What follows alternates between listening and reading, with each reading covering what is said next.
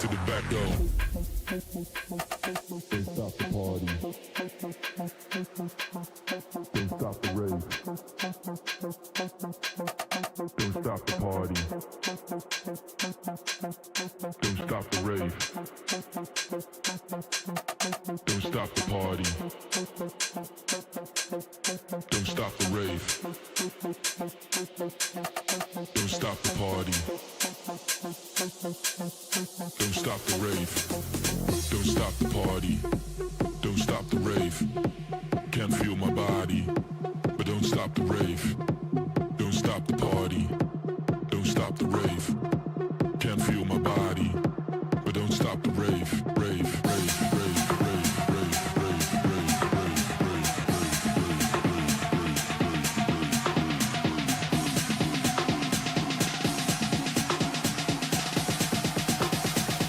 Now everybody from the front to the back, go.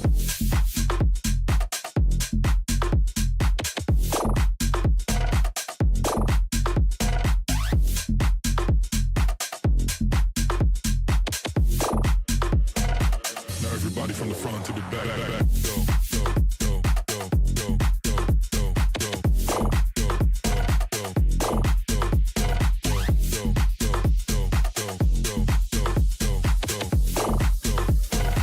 now everybody from the front to the back, go. Don't stop the party. Don't stop the rave. Can't feel my body, but don't stop the rave. Don't stop the party. Don't stop the rave. Can't feel my body, but don't stop the rave.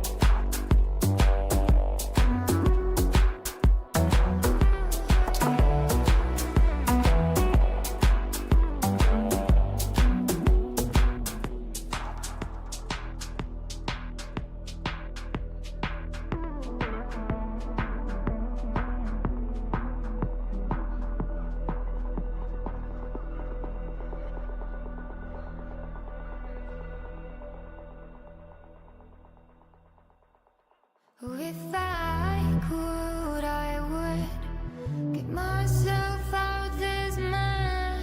If I could, I would get myself out this madness. If I could, I would get myself out this mess. If I could, I would get myself out this madness.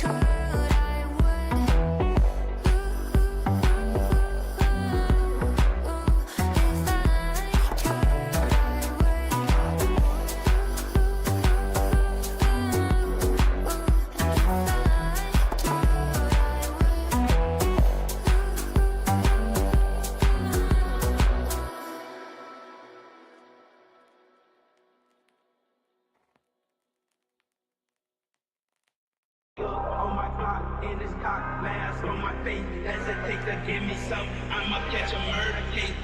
On my clock, in this cock, mask on my face. Hesitate to give me some, I'ma catch a murder case. Dirty on the clock when I get guap, whipping on the scene when I get click, wheel on the beat, on me, that's it, on me, to take the key, when I'm in, I take the key, when I'm in, I get dirty on the clock when I get guap, whipping on the scene when I get click, wheel on the beat, on me, that's it, on me, to take the key, when I'm in, I take the key, when I'm in,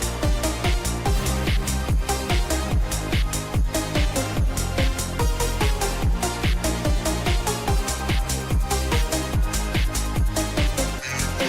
get On my clock, in this cock, mask on my face. Hesitate to give me some, I'ma catch a murder case. On my clock, in this cock, mask on my face. Hesitate to give me some, I'ma catch a murder case. dirty on the clock when I get guap, whipping on the scene when I get click, wheel on the beat, on me, that's it, on me, to take the key, when I'm in, I take the key, when I'm in, I get dirty on the clock when I get guap, whipping on the scene when I get click, wheel on the beat, on me, that's it, on me, to take the key, when I'm in, I take the key, when I'm in, I get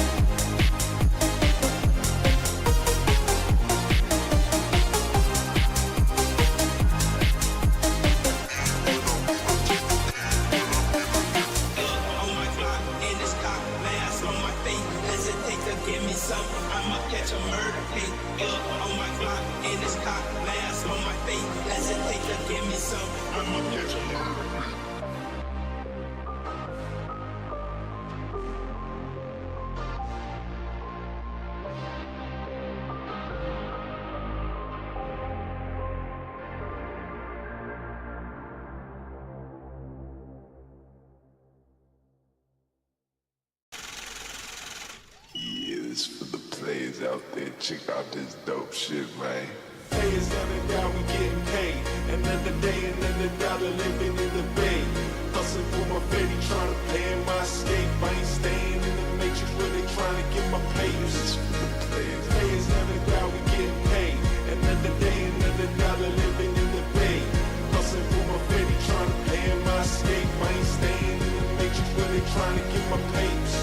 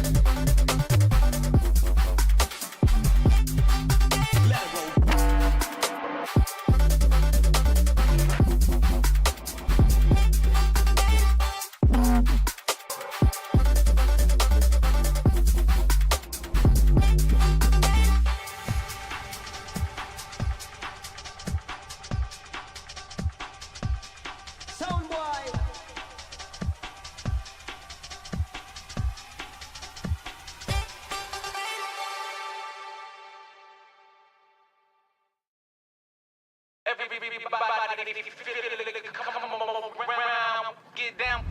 feel it, come around with the rhythm, it's a sound, everybody get down. Everybody feel it, come around with the rhythm, it's a sound, everybody get down when we give it to you. Around with the rhythm, it's a sound, the rhythm, it's a sound, with the rhythm, it's a sound, the rhythm, it's a sound. Get down, come on, get down. Get down, come on, get down. Get down, come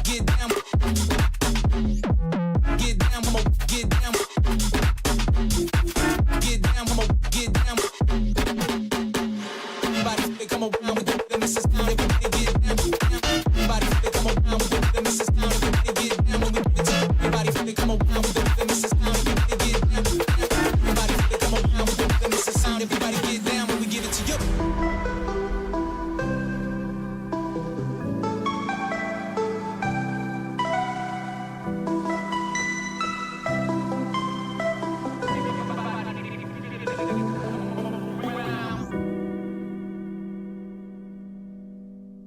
I've got the techno on my mind, standing in the club all night. I gotta move my body, move my body. Take the boy inside, get me in the bumpy road. I gotta move my body, move my body. Techno on my mind, standing in the club all night. I gotta move my body, move my body. Take the boy inside, get me in the bumpy road. I gotta move my body, move my body. Feel it in my body. My dance moves fire away. When you see me grooving, these beats keep me on replay, on replay.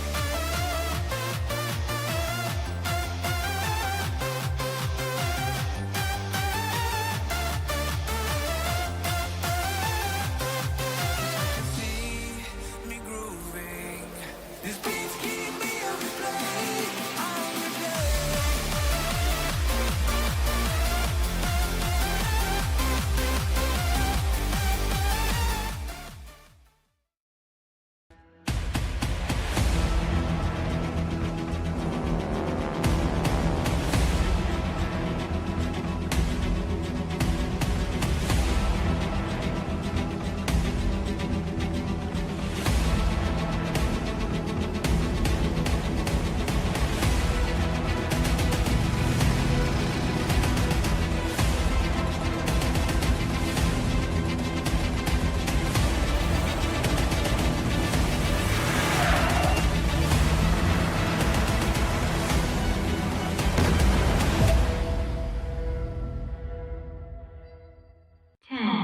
Nine, 8, 7, 6, 5, 4, 3, 2, 1. Ladies and gentlemen, gamers and PUBG mobile fans from around the world, welcome to Arena Esports tournament, powered by Etisalat, by Ian and Gaming, strategic partner, and Platonia Esports as the broadcast partner. I'm Shaky. I'll be your host throughout the thrilling PUBG competition, as well as your caster. We're also joined by Swally himself. How are you doing, Swally? Are you right today? I'm doing great. It's just kind of late today for me, but it's fine. We'll do anything for PUBG Esports. I'm all about PUBG Esports, I guess. You know, we're going to stay up into the wee hours of the morning from me. But yeah, I'm glad to be here. Amazing. It's my first time casting with you, so I'm quite excited. Myself included as well. This is definitely a little bit out of my comfort zone as well. I've casted a lot of Valorant and Dota in the past and really been enjoying casting for Arena Esports. But it's a fantastic opportunity for us both to really step out of our comfort zone and enjoy different games. I mean, Arena Esports PUBG Mobile Tournament is, I mean, it's where skill, coordination, innovation, it all comes together at the end of the day. Like, teams from across MENA have gathered here to showcase their prowess in this battle arena. I mean, every move will determine who emerges as the ultimate champion. And, you know, there's so much to go into. What do you think about Arena Esports tournament? I mean, the Arena Esports tournament is one of a kind platform that hosts some of the most intense and memorable battles from all over the world. And from nail-biting final circles to jaw-dropping plays, this tournament has it all. Amazing. That sounds amazing. And what can we expect from the teams? I mean, it's always going to be interesting, but how the teams are going to traverse in their gameplay throughout the tournament is based on the schedule and points table, which we are about to see, I believe. Yeah, I mean, there's a lot of things that's going to happen. The prize pool and schedule points and all should be coming up in a second, and all the information we should be able to give you guys. But I'm just so excited to be able to be here today. Now, just talking quickly about, you know, I was saying earlier that this is an opportunity that we haven't really had to be able to cast PUBG Mobile. And we were talking about it a bit earlier before we went live. And we both of us, you know, we're a little bit new in this scene. We haven't really casted much PUBG Mobile. Is there anything that really stands out that you're excited to see today that you might might know of the game? Well, you know, it's always, you know, what makes Battle Royale so fun compared to other esports, right? Is the amount of players, right? For example, we cast a lot of Valorant, we cast a lot of Dota. These are just 10 people, 5-on-5s. But in PUBG, it's a battle royale in the literally, right? So it's like 64 players. I'm not sure how many players will be in this tournament exactly, but just the sheer scale of that, it's what makes it more exciting. And the fact that you have to be consistent throughout different maps across so many different factors. That's what makes the Battle Royale PUBG Esports so exciting.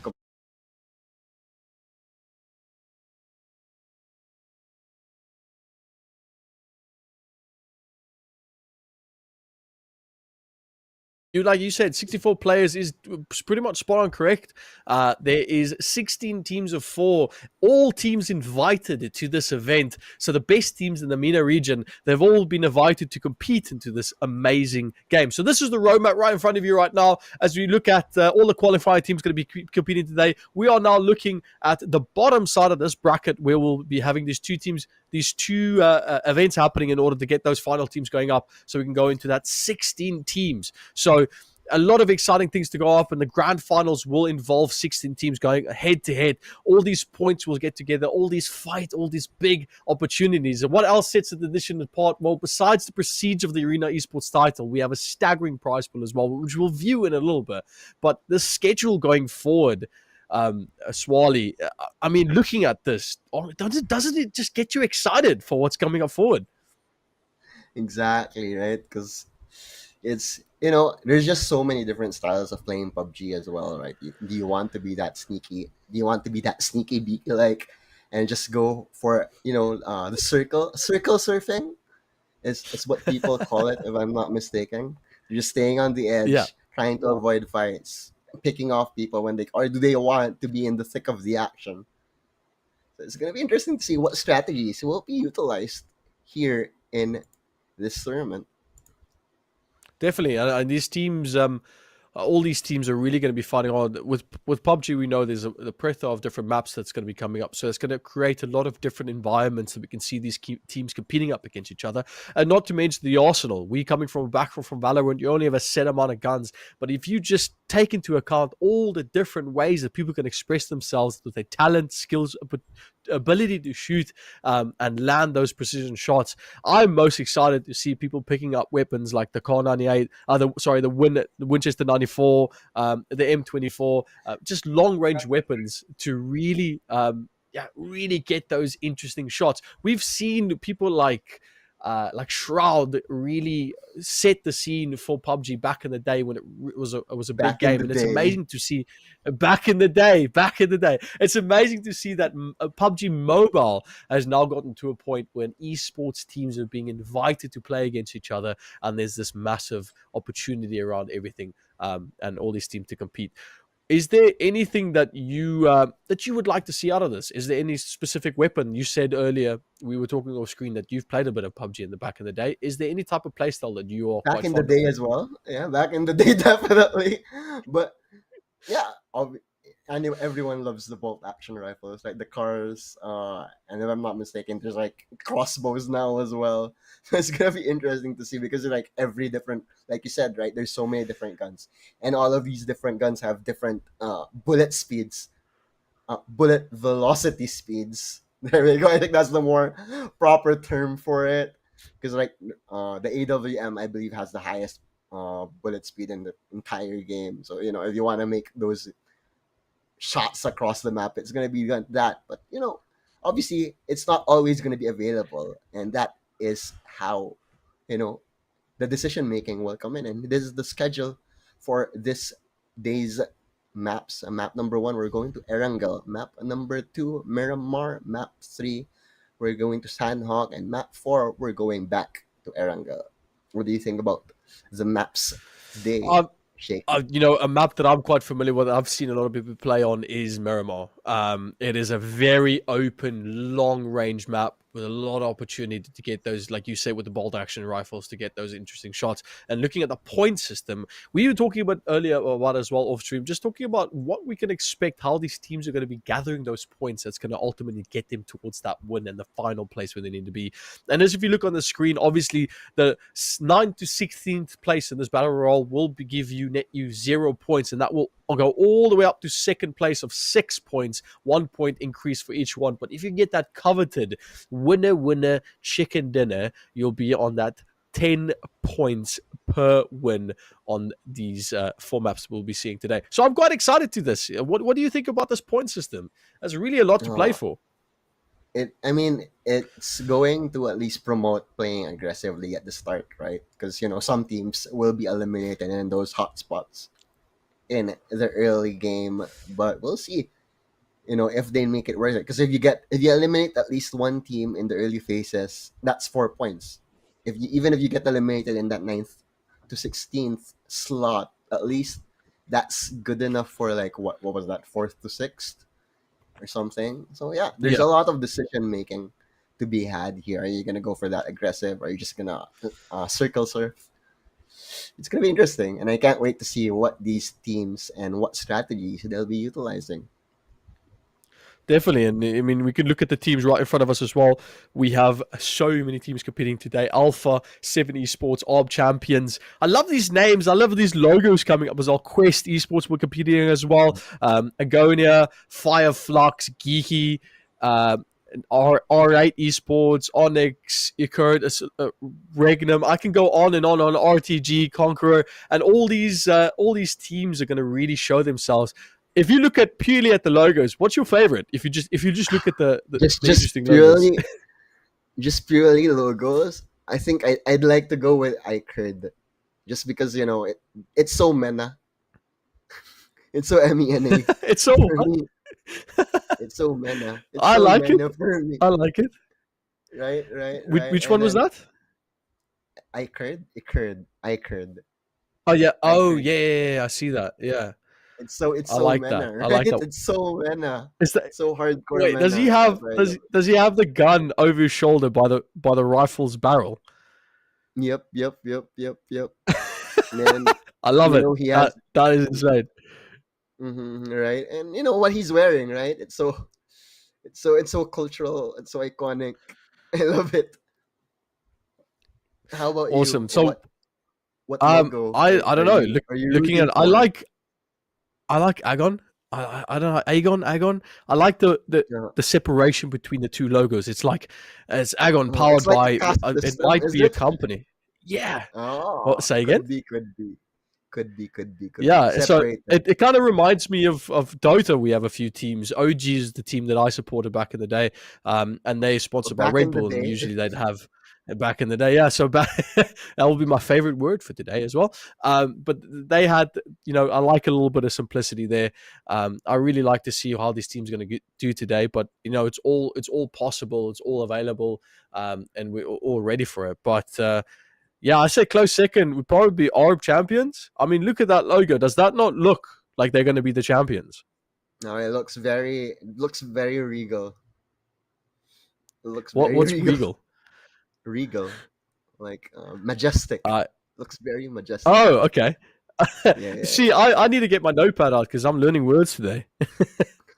I mean, if Arab champions get eliminated by the regicide, wouldn't that be so story appropriate?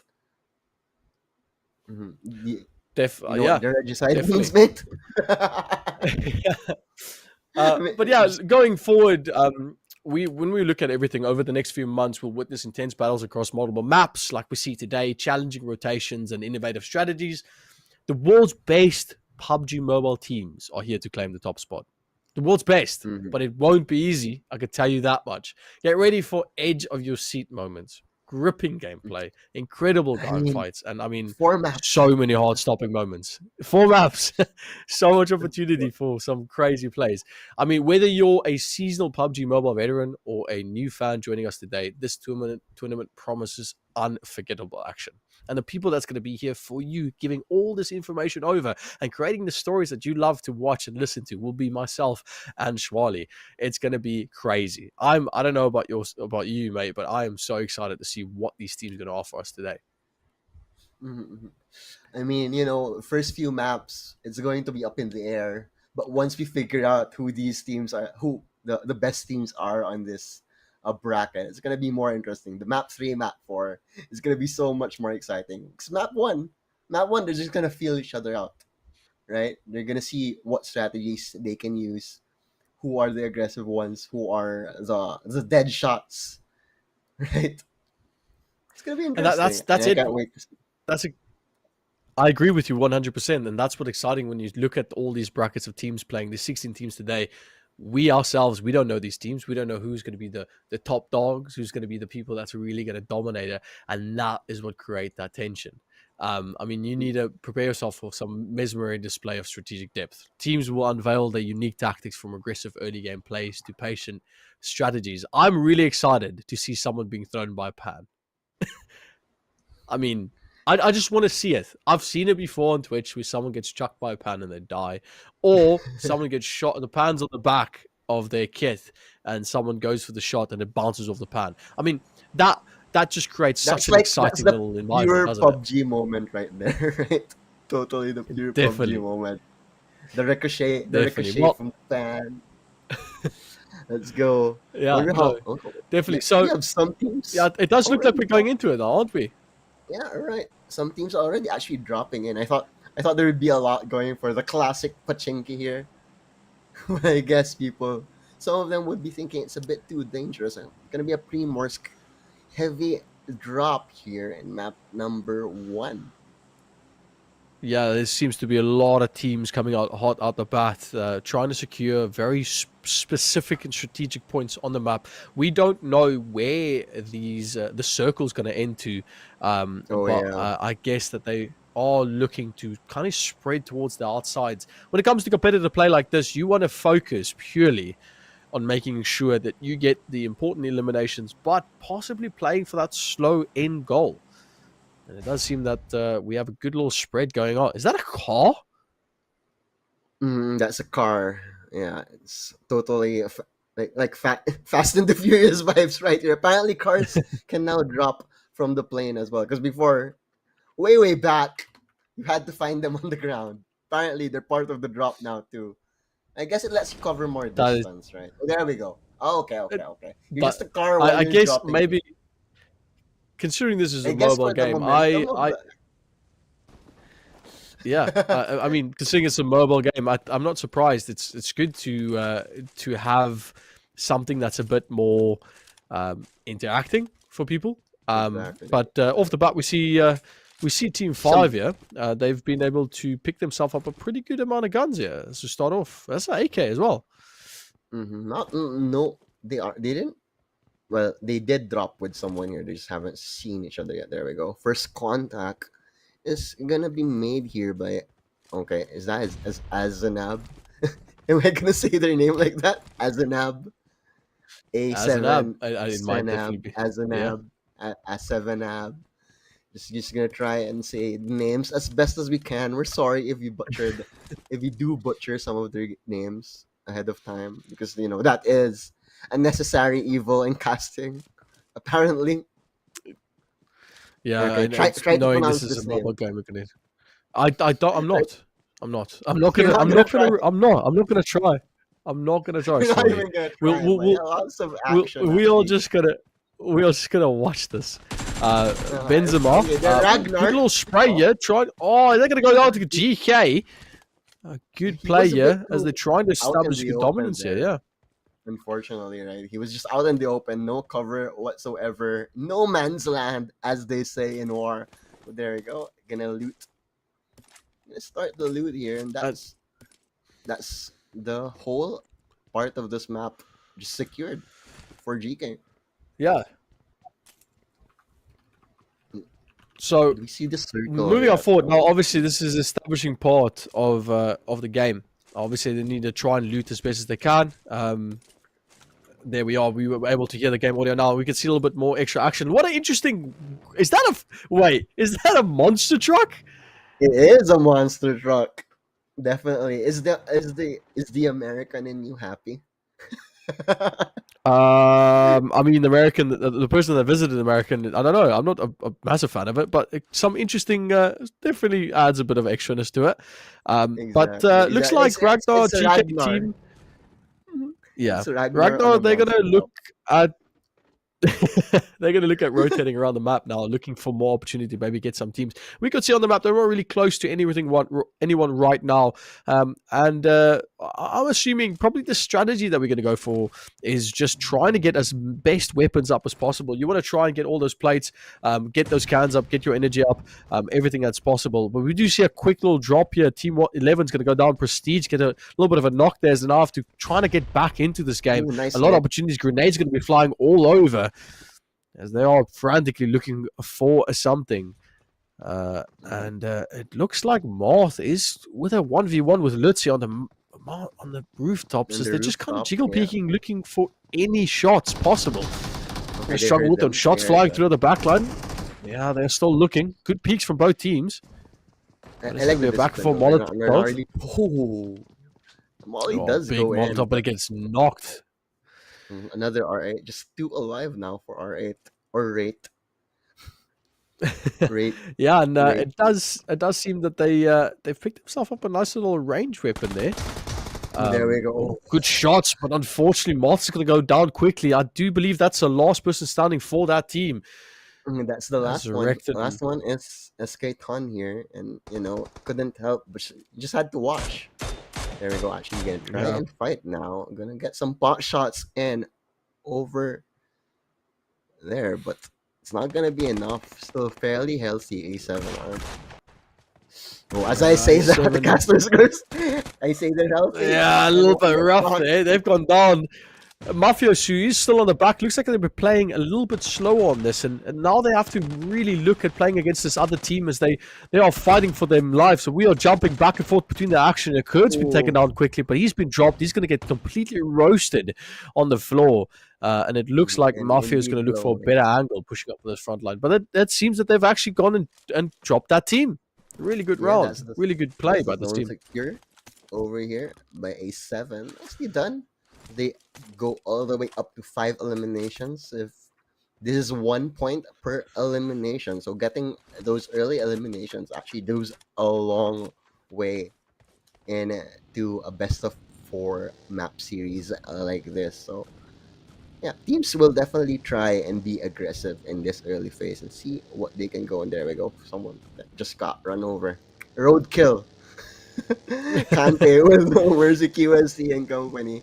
They're gonna be racking up some kills as well. Double eliminations for them now, as they're gonna try and look for more. A buggy out for blood. Kante. Yeah, we're looking at Quest. We are looking at Quest right now, and they've already got 2 eliminations for the team. Like you said, we have still 12 teams remaining out of the 16, 41 players out of the 64. So I'm keen to see how they're going to keep going forward with this. Quest definitely looking. It looks like they've spread out a bit more, looking for eliminations. A lot of these teams looking at taking that front up, but looking for more play. But look at this, go over. Quest is up being taken out quickly by this opposite team. And that's going to be quite bad for them as 2 goes down and only 1 left. Kante, last person standing for Quest.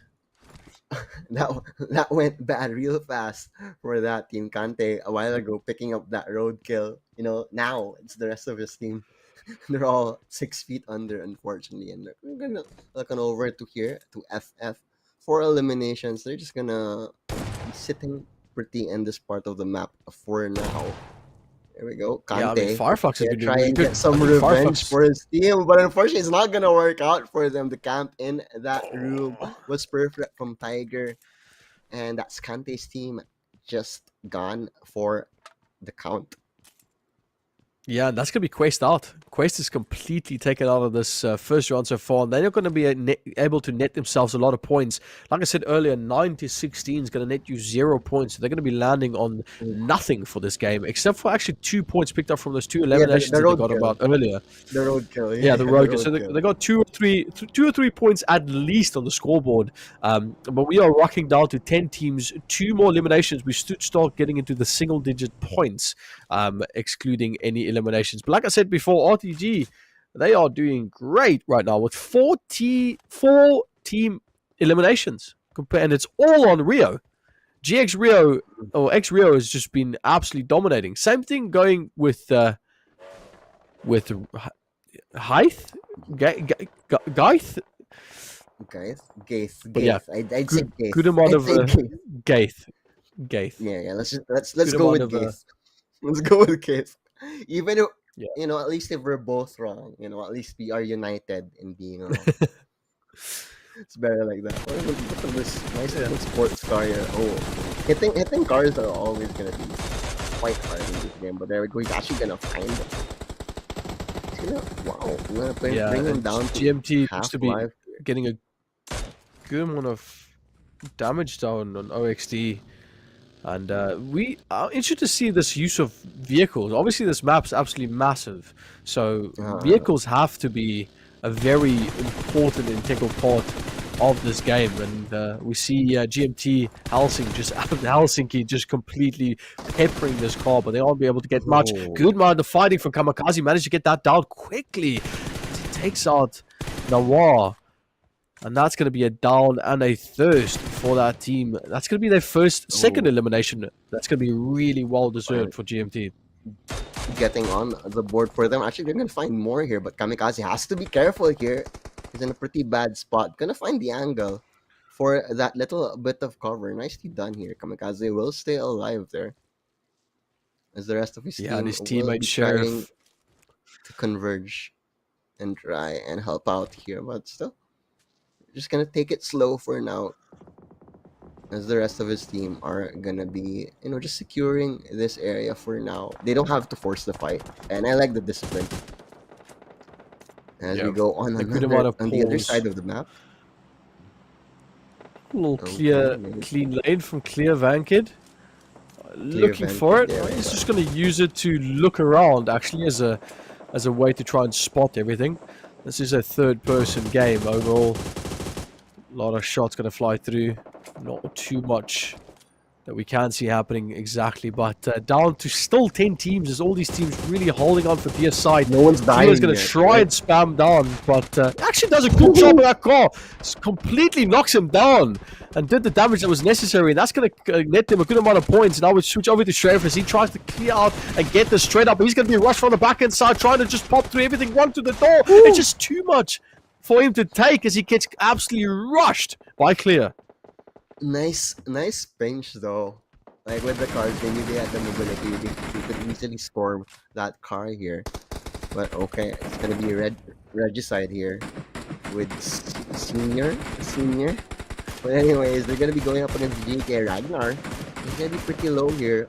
Not quite connecting. Just going for those blind pot shots behind the leaves there. So has the ammo to burn. So why the hell not? Yeah, they've got all the ammo to burn on this, and it's like you said, just pot shots back and forth trying to look for anything. Exactly. It does look like the aggression. RNG just actually got one knock there. They managed to get one on GK. Regicide. They want the blood. They really do want the blood. But there we go. Circle is gonna be over in the center of the map here. One team, the SBGV. They're gonna be a bit far away. A7 as well, who's all the way in Georgia Pole.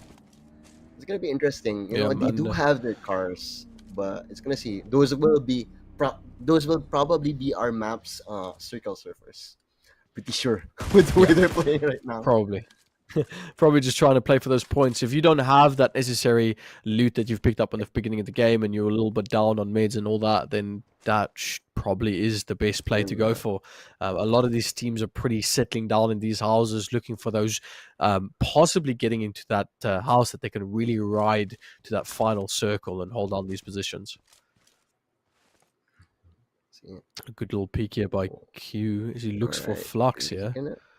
I'm just getting some info here. Gonna be saving his ammo. Look at this. Like you said, right? The utility. 6 nades, 7 smokes. Tiger.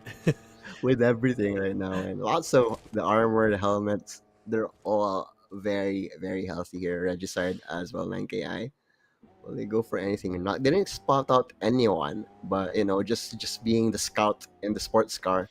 I guess for that guy just going around and around, trying to get information for his team. Now we have some mountaineers over here bringing the buggy up over into the mountains. RTG and company with their 4 eliminations. They're not going to try and force the issue here. And I like the strategy. You know, they got their early points. Let's go for placing now. No need to be too aggressive.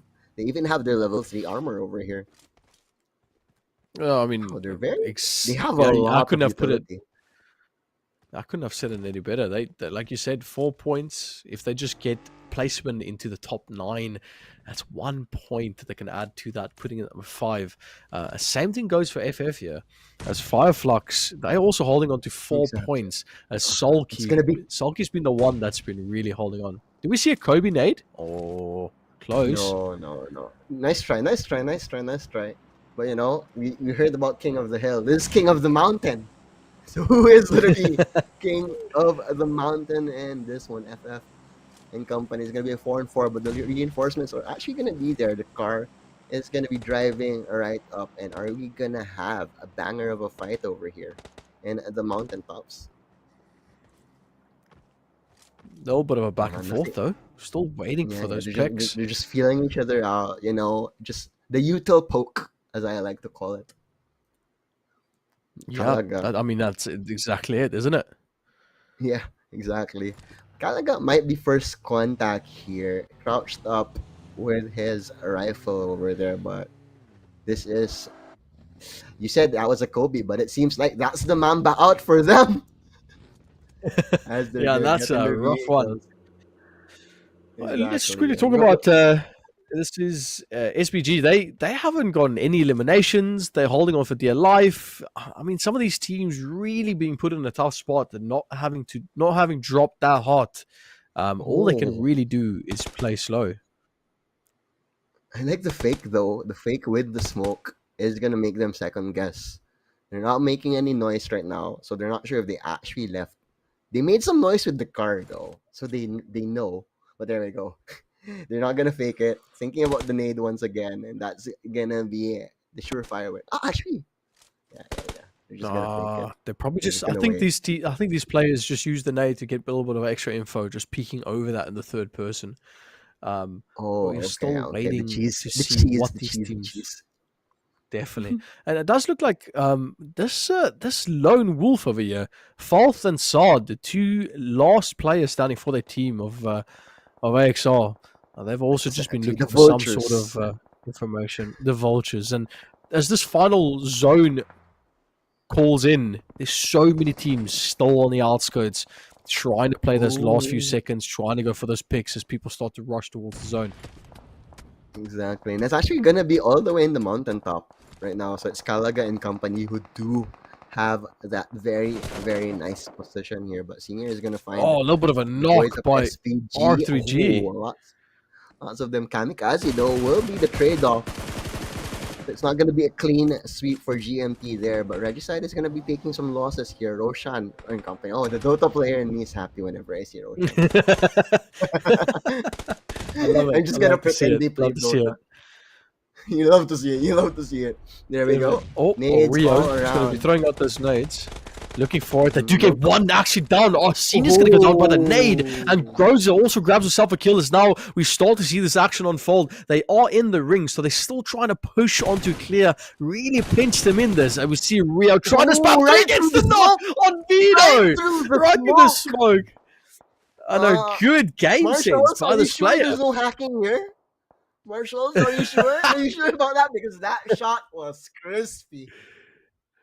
That was clean as anything. 6 eliminations for that team as they're now starting to look like the top dogs going into this game. 8 teams still left. That means we are now going into those single-digit points. 1 point to any team that it gets eliminated. And now, on top of any eliminations that they get 1 point for each elimination. And slowly the action is now going to start picking up, Swally.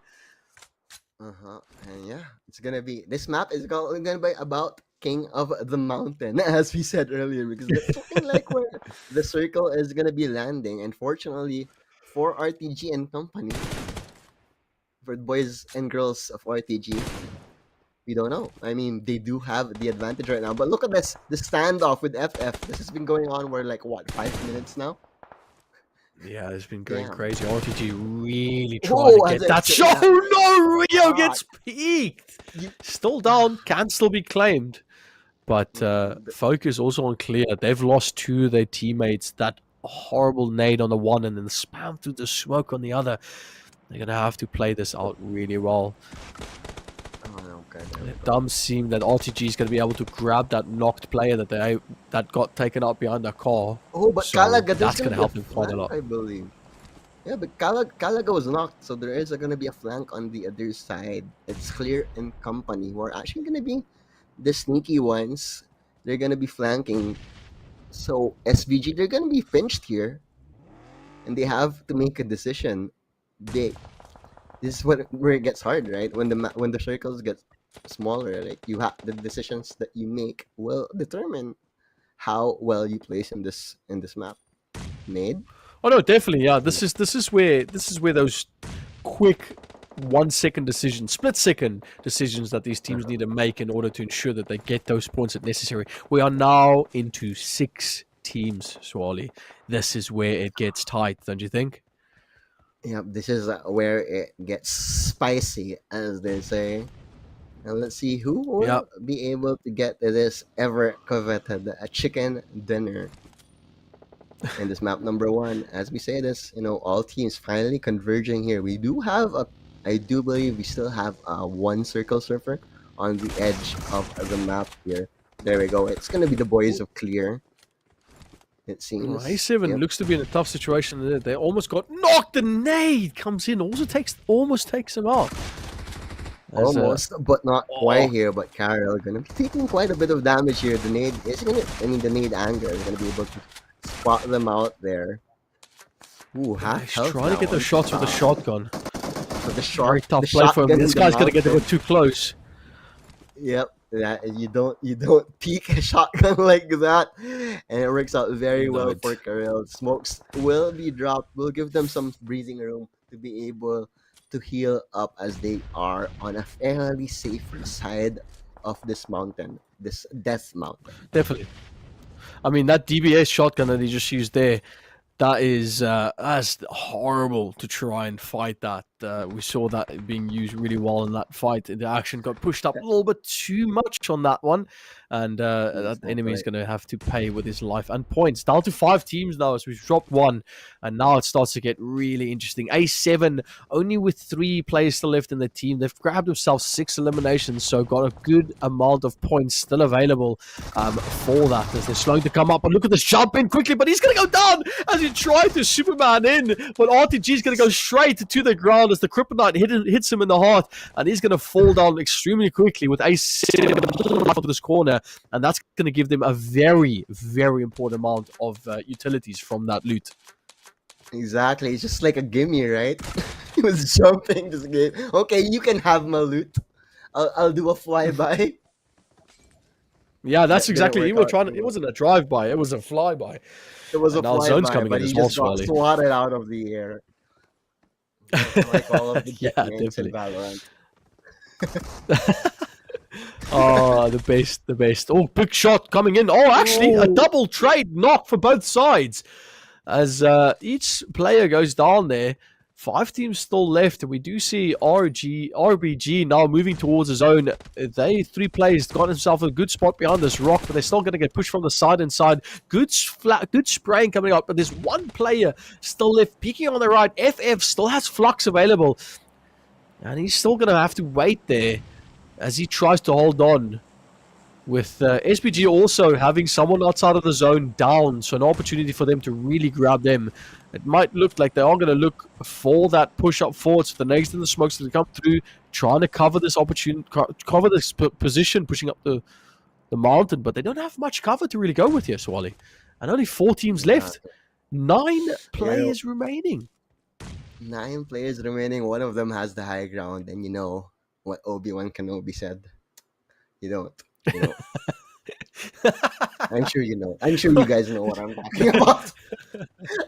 Who is gonna be the Anakin in this one? We'll find out as they are gonna be. It's gonna be a literal uphill climb for them. But they're gonna they're gonna see all the movement around them. A7 are gonna be sitting pretty in this one. A7's in a good position here. There's only 2 of them left. A7, oh, look at that. Going for Novel. Gets him down halfway. At least they're looking for more opportunities. And A7 sitting on, I think that was 9 eliminations, Wally. 9 eliminations indeed. And the high ground as well. So what more can you ask for? Could be the team to beat in map number 1, surely. There we go. FF. Last man standing. Everyone in the grave for that team. But Narvel is going to be brought back up here. The smoke is going to protect him momentarily. But yeah, there we go. That's the last member of FF. He's just dead. 3 teams now. Lutz managed to get at least 1 though. At least, right? You take 1 down with you, right? That's how it is. Yeah, the question is if that person's still going to get raised in this. Ooh, let's see. Nah. There's a gravestone. This is where it starts. Yeah, this is where it starts to get interesting. A7 sitting on 10 eliminations. They're on the 10 top eliminations right and now. a top 3 guaranteed as well here. There we go. Circle is going to be moving back up. And look at that. A7 still have the circle. They do. Wow. They do indeed. And they're sitting on 15 points as it stands right now, being at 3rd place if they go down immediately. But they are looking strong. Carol is really carrying the team as slowly the circle comes in. And we see 1 player left for GK on the outskirts of the zone. As Hope holding on for dear life, looking for any sort of faith in this interaction. And Hope just... Let's see how much hope do you have as the last man standing on GK. Would you know that really tight spot that he finds himself in this right now? But the thing is that even if he manages to pick off 1, an A7, they do have the high ground once again. I mean, still have it. Let's see. Yeah, Hope does have the M416, so really, really good assault rifle to be able to buy use this time. This mid-long range. Yeah, they just have to wait. Yeah, he has to. They just really have to wait. If they don't find him, if this firefight breaks out, he can just pick off the winner. And A7 looking like the fan favorites going into this 10 eliminations. Still 3 players to go. 3 teams to go. My bad. As both these 3 teams holding off dear life. Hope really doing a fantastic job of trying to get those points for his team and just not really showing. His best bet right now, Swall, is just to wait for that fight to break up between SBG and A7, and then he can just third party and clean up the mess. patience is indeed a virtue. Let's see if Hope really does make full use of it. Could still go for the top two here, actually, and even go for more eliminations because eliminations, more points here. But Hope, I don't think no one has still spotted Hope here. They just okay. There we go. Just healing up, Just laying just on their side, chilling. just healing. Just healing, Yeah, trying to stay the circle surfing at its finest over there. Man, no one has spotted Hope yet. So they will I don't be think able. that they know that. They know he's waiting there. They don't know if if there's two teams of two players or if it's one team of three, one team of one. They are still trying You to don't figure know out that. what is going on where. Yeah. Exactly, you don't know And that. Hope There is go knees healing. are gonna fly in, but yeah, Hope meds for days there. But there we go, play zone is finally gonna get smaller here. Who will it Yeah. favor? Hope's gonna get Actually, spotted Hope is out here gonna by be A7 though. spotted They're gonna out. try and spot him down. Finally, the Hope snuffed out. Last two teams remaining. 3-on-3 action here. A7 versus SBG. A7, one gets knocked here. Ooh, there we go. The knocks all around are happening. Very, very low. Everyone on A7 are. Carya does get knocked as well. But there we go. Winner, winner, chicken dinner. Just like that, it's going to be SVG taking map number 1. But I think purely by elimination, I think the other ones have more points. We have to check. But if I'm not mistaken, like the other one had 11, 12 eliminations before that ended. So they could have more points. They could. Do That the was math for me, really. Shane. A7 got themselves 10 eliminations. I think they got second 10. place, There we go. which will So give them second 6. place. So they're sitting on 16, possibly 17 points for A7. And then I think SPG, I don't know what the eliminations exactly. They last time I checked were sitting about 6 eliminations, but they did manage to grab A7 on those kills. So they might be sitting at a very, very comfortable. Actually, yeah, they might be also on about 16, 17 points. So It's it gonna might be be close. quite close on this one. Yeah, but Exactly. 3 congratulations to more maps. SPG for getting that WWCD winner chicken dinner. And we still have 3 more maps to go and a good amount of points going for that one. But I mean, just look at the amount of gameplay that happened. That was fantastic to watch, Swally. Exactly. Just the action in the mountain, right? And imagine the W7. They were there. They were on top of that mountain for like a good 15 minutes. I feel in that game because they were there very, very early. And it was actually SBG who had the uphill climb in this map, and they still managed to take the winner chicken dinner. So very, very Oh no, definitely. congratulations. I just got Yeah, sorry. distracted by their logo. I'm looking at Yeah, their no, they did logo for really the first well. time because we were talking about logos, right? Yeah, definitely. A7 was the fan favorites going into that, and who would have thought that the tables would have turned for SPG? They Exactly. really played the patience. They played there was exceptional gameplay that we saw in that one, and yeah, well done to them. That was really, really good. I was also I do hoping believe that. that Hope Yeah, sorry, go on. would I was hoping that Hope would actually get one of them. I mean he was so patient until the very end. Unfortunately, they did find him because the circle really didn't favor him. But yeah, staying until number 3 and 1 man remaining. Still, big points for his team over there. Good effort all Yeah, around really from all good. these. Really, really good effort. GK tried to hold on. If Hope, I think it was just difficult. A7 knew that someone was lurking at the bottom. They probably saw them a little bit earlier before that they started really bunkering down. And all it took was just that zone creeping in a bit more, and Hope couldn't really hold on with those healing on the edge of the zone and just pushed them up forward.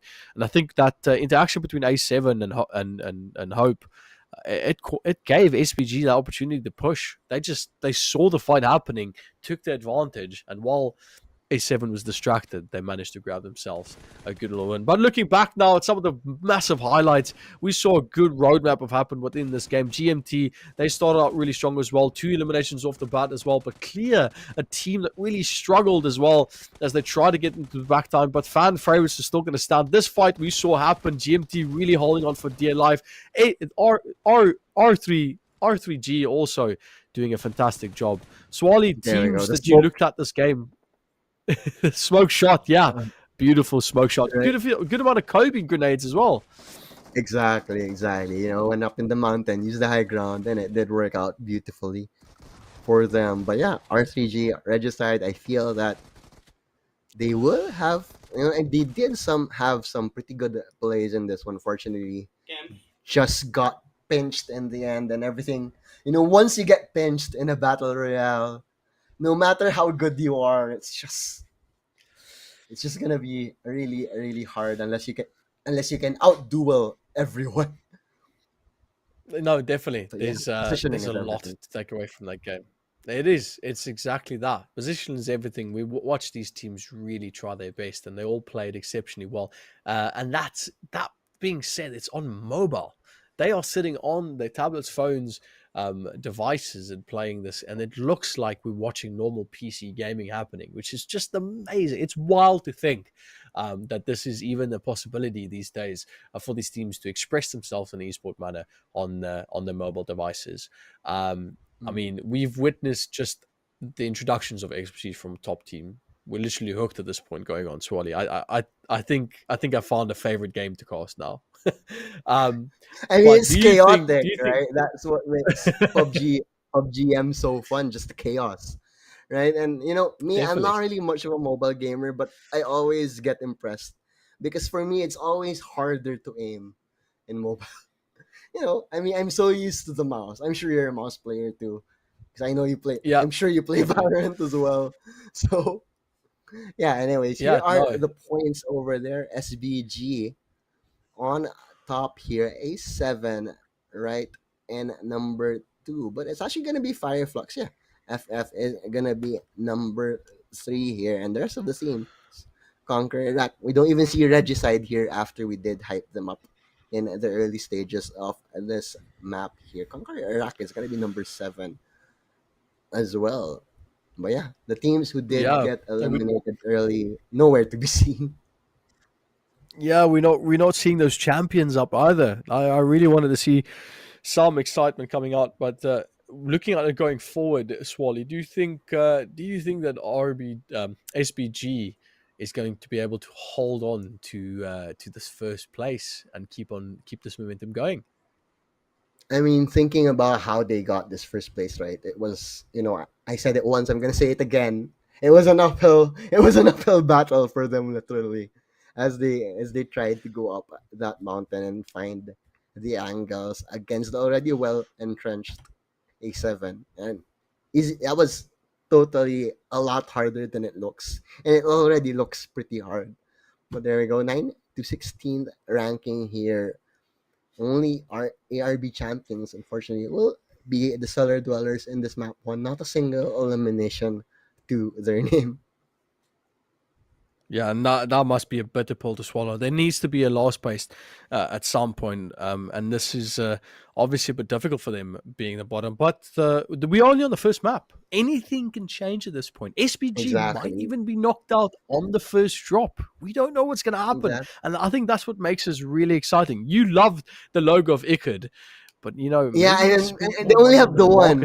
And they only have the one. Did they jinx them? I'm sorry if I jinxed you guys, but I still like the logo. It's the caster curse. Yeah, it's the caster's curse. It transcends everything, apparently. But like you said, right, this is a best of 4 map series. And obviously, if you are the winner, the winner chicken dinners of previous maps, there will be a little target on your back. And obviously, teams will be trying to eliminate them as early as possible.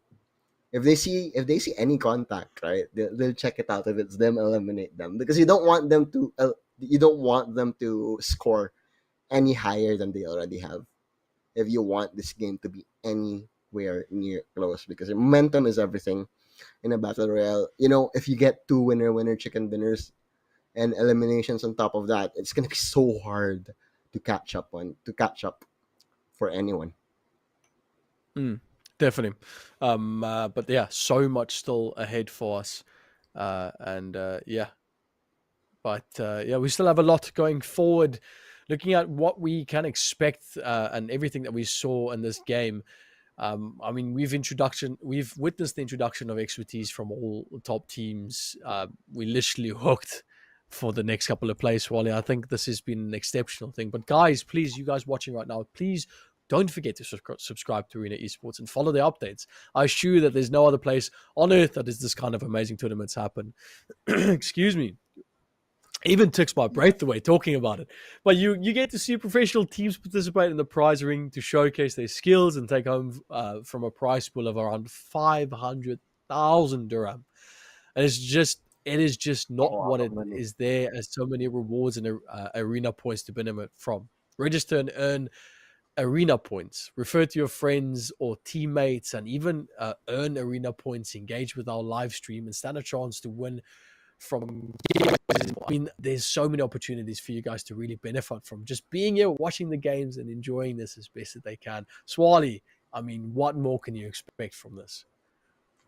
I mean, but also, please, guys, and everyone watching, don't forget to tag your friends and share the link of the stream and keep engaging for more chances at earning those rewards as well. So why not, free stuff. Who says no to free stuff? Am I right? Yeah, all it takes is literally just engaging with the stream. There's not much more that you can really do to try and get those chances higher. Yeah, I think out of games that we've cast before, Swally, this has been definitely an interesting thing. The games really go quick. Going to the final circle, it's amazing to see how these teams bunch up and really play those intricate angles and try and force the errors from the other teams. I'm excited to see going into this next one the type of strategy that's going to change in this next map. I mentioned how much I love this map, and it's definitely going to create a little bit more long term. I don't think it's got as many mountains, but it's a bit more deserty. If I'm wrong, all right. Well, yeah, it's gonna be. Speaking about maps that you love, I love map number 3, but we won't get to that just right, not quite yet because it's a lot. Right, we already talked about how fast paced these maps in PUBG Mobile can be. But if we go to Sandhawk later on, it's gonna be so much faster, and it's gonna be interesting to see how these teams will change up their strategy. Definitely. I mean, the map we're looking at now is Miramar. That's going to come up next.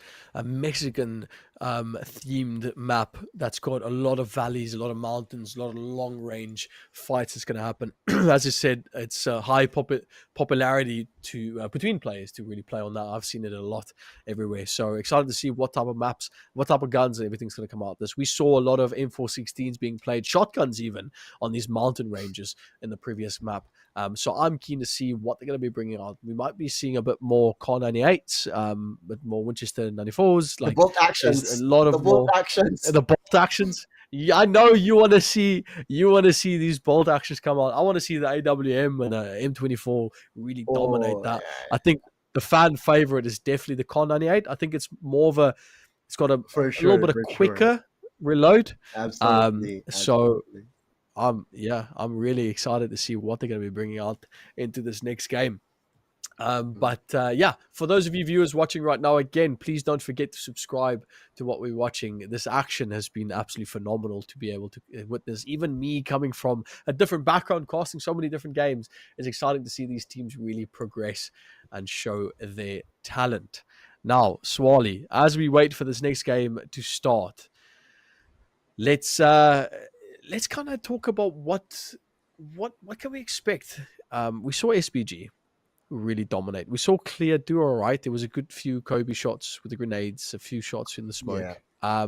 Lots of Kobe's. Rest in peace. Goat. From what I saw, the general trend is going to be working around vehicles and trying to cover as much ground as possible. Do you think we're going to be seeing more of that? We probably will, but I think also, like, if you're playing from ahead, in a best of 4 map series like this, the teams that are on top, like the SPGs, the A7s, they are the FFs. They can definitely play a lot more aggressively because they have that leeway, right? Do they go for the contested drop? Absolutely, because they're already ahead. They can do it at least once in this series just because they finished in the top 3, top 4 percentage. I mean, point system Yeah. placing. There we go. Not percentage. There's no percentage. There's no percentage here. I am overcomplicating things. But yeah, they can definitely go for those earlier items, like you said. Like, will they go for those AWM drops? More likely, right? Like, if you're gonna go for the crate drops, then it's gonna be a risk. And the teams that are in the bottom, like the Regicides, the ARBs, like the iKURDs, sadly, they won't be able to take those risks. They will have to keep playing safely. But let's see. Decision making, the split second decision making that starts at the very beginning of every map. When will you drop? Where will you drop? And there's just Definitely. so much mind games going on in Battle Royale and PUBG, and that's why I'm so excited. We're only done with map 1, and it's gonna get even more exciting from this point onward. And as I say that, 100%, that beautiful transition. And we're as you said gonna it be exactly, we're gonna go straight into the next game. into Miramar. And since you said this is your first map, I'll let you say all of those fancy names. You said I can't say. I know Los Leones, Les Bandita, Picado, Power Grid, El Pozo is a nice place to drop as well. I think Los Leones is probably going to be one of the more contested places to really drop. It's got a good high ground. People don't really want to drop in Valedemar. That usually happens if you're really forced to, if the line of sight goes through there, that airplane drop goes through there. But we're going to see a lot of contestants probably going to go drop on the bat. Puerto Paraiso is also going to be a good one to go down. We might see some people go to the outskirts toward water treatment because they have that opportunity to push toward Cruz de Val or El Azar. So yeah, there's a lot of opportunities for these players to drop at different places. We do see a generally, it looks like a more, like I said, a little bit more of a focus point towards Los Leones and Power Grid, as a lot of these teams are going to decide on jumping a bit late. 16 teams, 64 players going to jump out. A7, nice little car. Really interesting to see this this drop with the cars. I didn't really think that's going to be a thing. Surely, but yeah, contested points. This looks like Fast 5, doesn't it? Yeah, right. It is. It's very inspiring. Exactly, and it's a sports car too, right? Dropping in from the sky. I can totally imagine family right there and then. But there we go. We're gonna be watching once again here. Let's see who is gonna be the strongest family in this map number 2. Will it be Ragnar and Co? We'll find out. So Geekay. Geekay's got a good drop here. They are fighting against Ren. Exactly. As they're trying to hold on. And all Geekay. I mean, Gaith, he's got a UMP. He's got a UMP. That's not a bad submachine gun to be stuck with. Vector's pretty much good up there as well. Good amount of fire rate. Good opportunity to really burst down quickly if you don't have a lot of armor and plating. But we're going to focus on Arb is falling. He's getting down this early on. They were the last placer in map number 1, and it doesn't look like their fortunes are changing in map number 2. Not quite yet. There are still players alive, and it's still the very, very early stage here. But let's see. Gaith is gonna get knocked here. But Benzema, shotguns being thrown out here. Totally not a football fan over here, I'm sure. But Benzema with the Kobe, not quite the Kobe yet though. It's gonna be interesting. You know in what game can you hear Benzema's and Kobe's? Only in PUBG Mobile. Yeah, exactly. Yeah, that's very, very true. That is very true. And we do have to wait now, as we do wait for Benzema to actually use the shotgun. These two teams are basically playing on top of each other, but not much action happening. We're still sitting on 16 teams. Usually you'll have hot drops happening, people contesting for those spots. We have one downed enemy that we're able to loot from, but that's pretty much about it.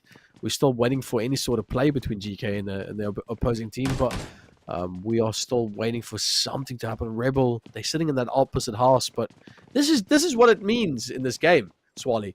These people are playing for minute percentage advantages, where they don't want to rush, they don't want to push too quickly. They're trying to wait for the other team to make a mistake. So it's exciting stuff to watch. Ooh, another member of ARB is gonna fall down. I'm not sure if they've been eliminated. That's at least 3 or 4 already down from ARB. Yeah, so ARB's out.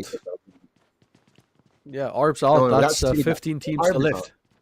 Oh, yeah. ARB is the first one out once again. I'm not sure if they got a single elimination from that, but that is not the way to go, right? This is map number 2. Yeah. You wanted to at least get some momentum after that one, but Nade is gonna fly in here. Victor is gonna be on half health.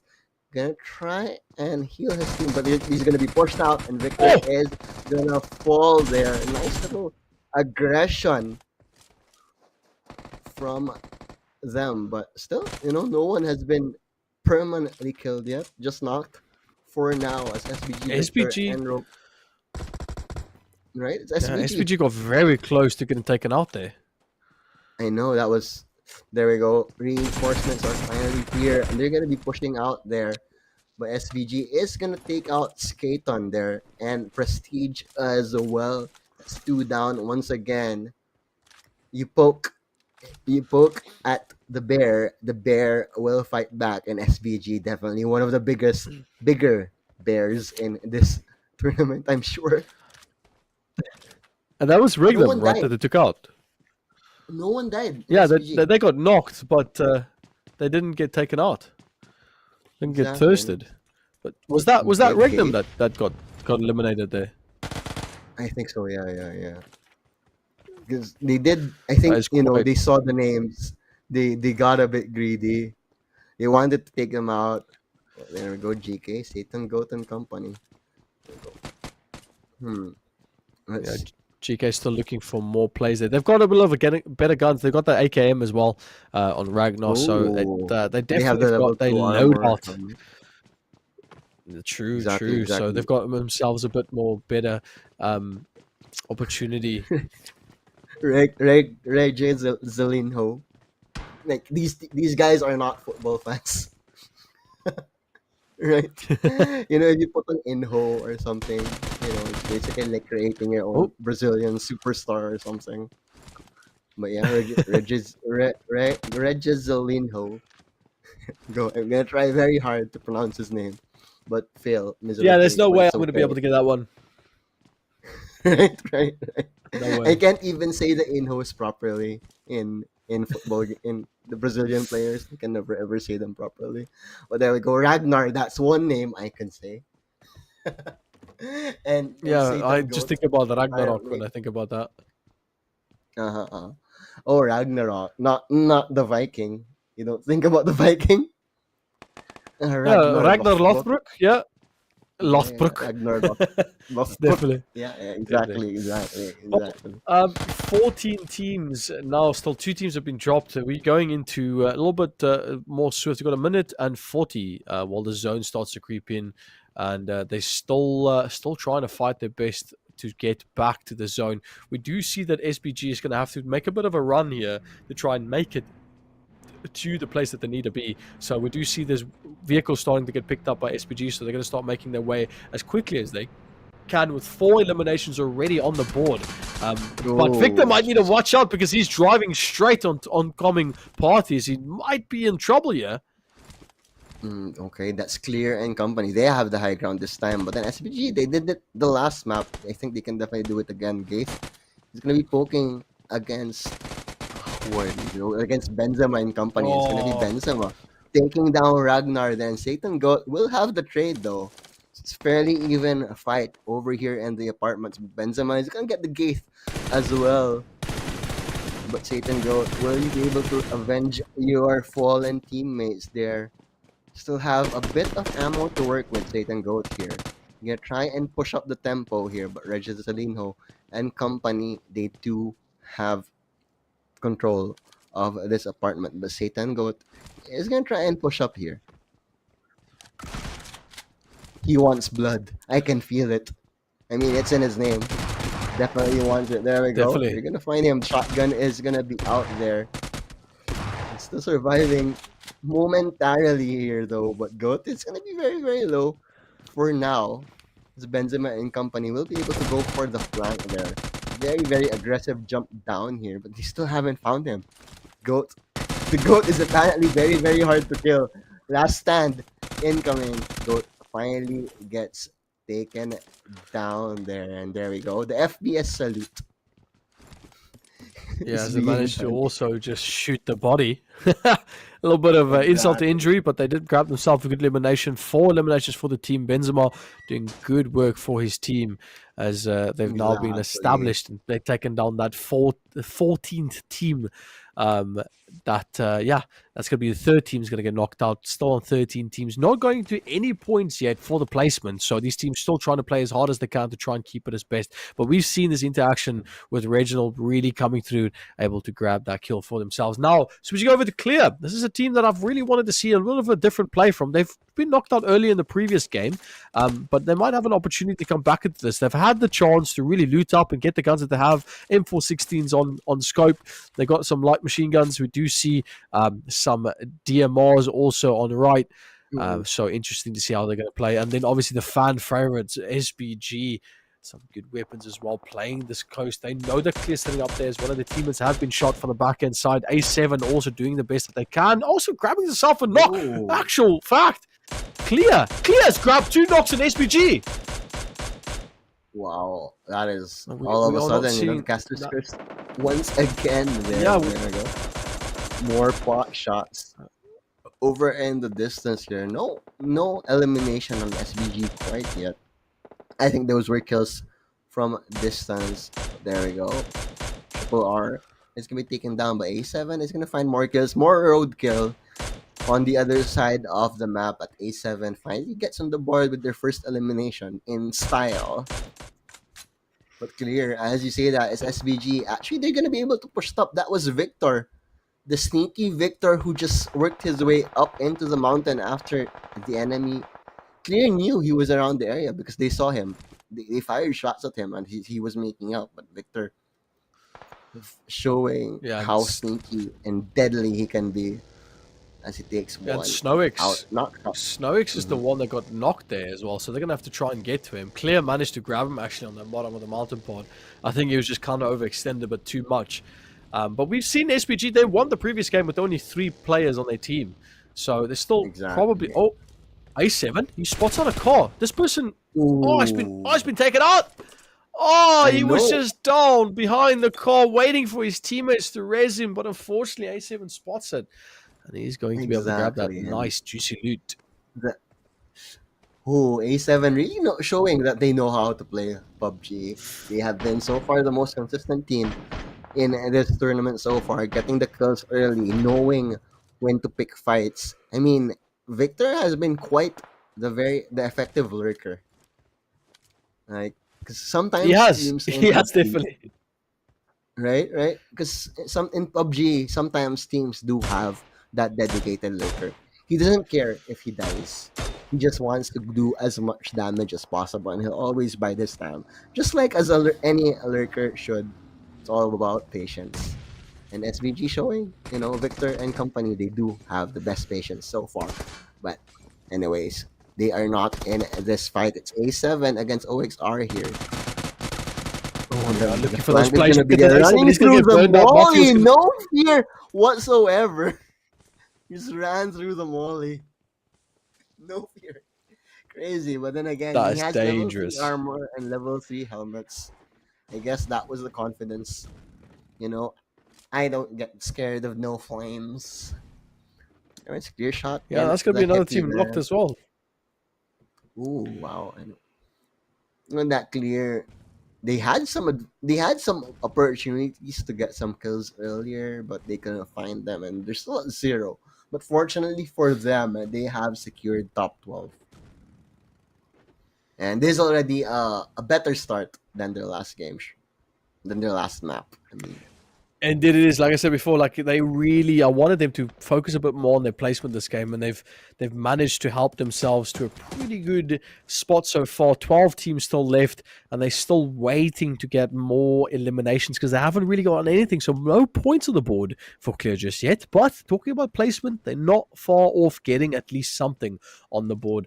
I think one team that it's quite unfortunate is ARB. They got knocked out earlier. But it does look like GMT Clutchy is looking to get a knock on someone as he's spamming on the long distance. We're going to see that a lot as well. As these teams on this long-range map, like I said, they are going to look for any DMR kill opportunity that they might have, as Clutchy not really able to connect any of those bullets. Ooh, but still, they do have the equipment this time.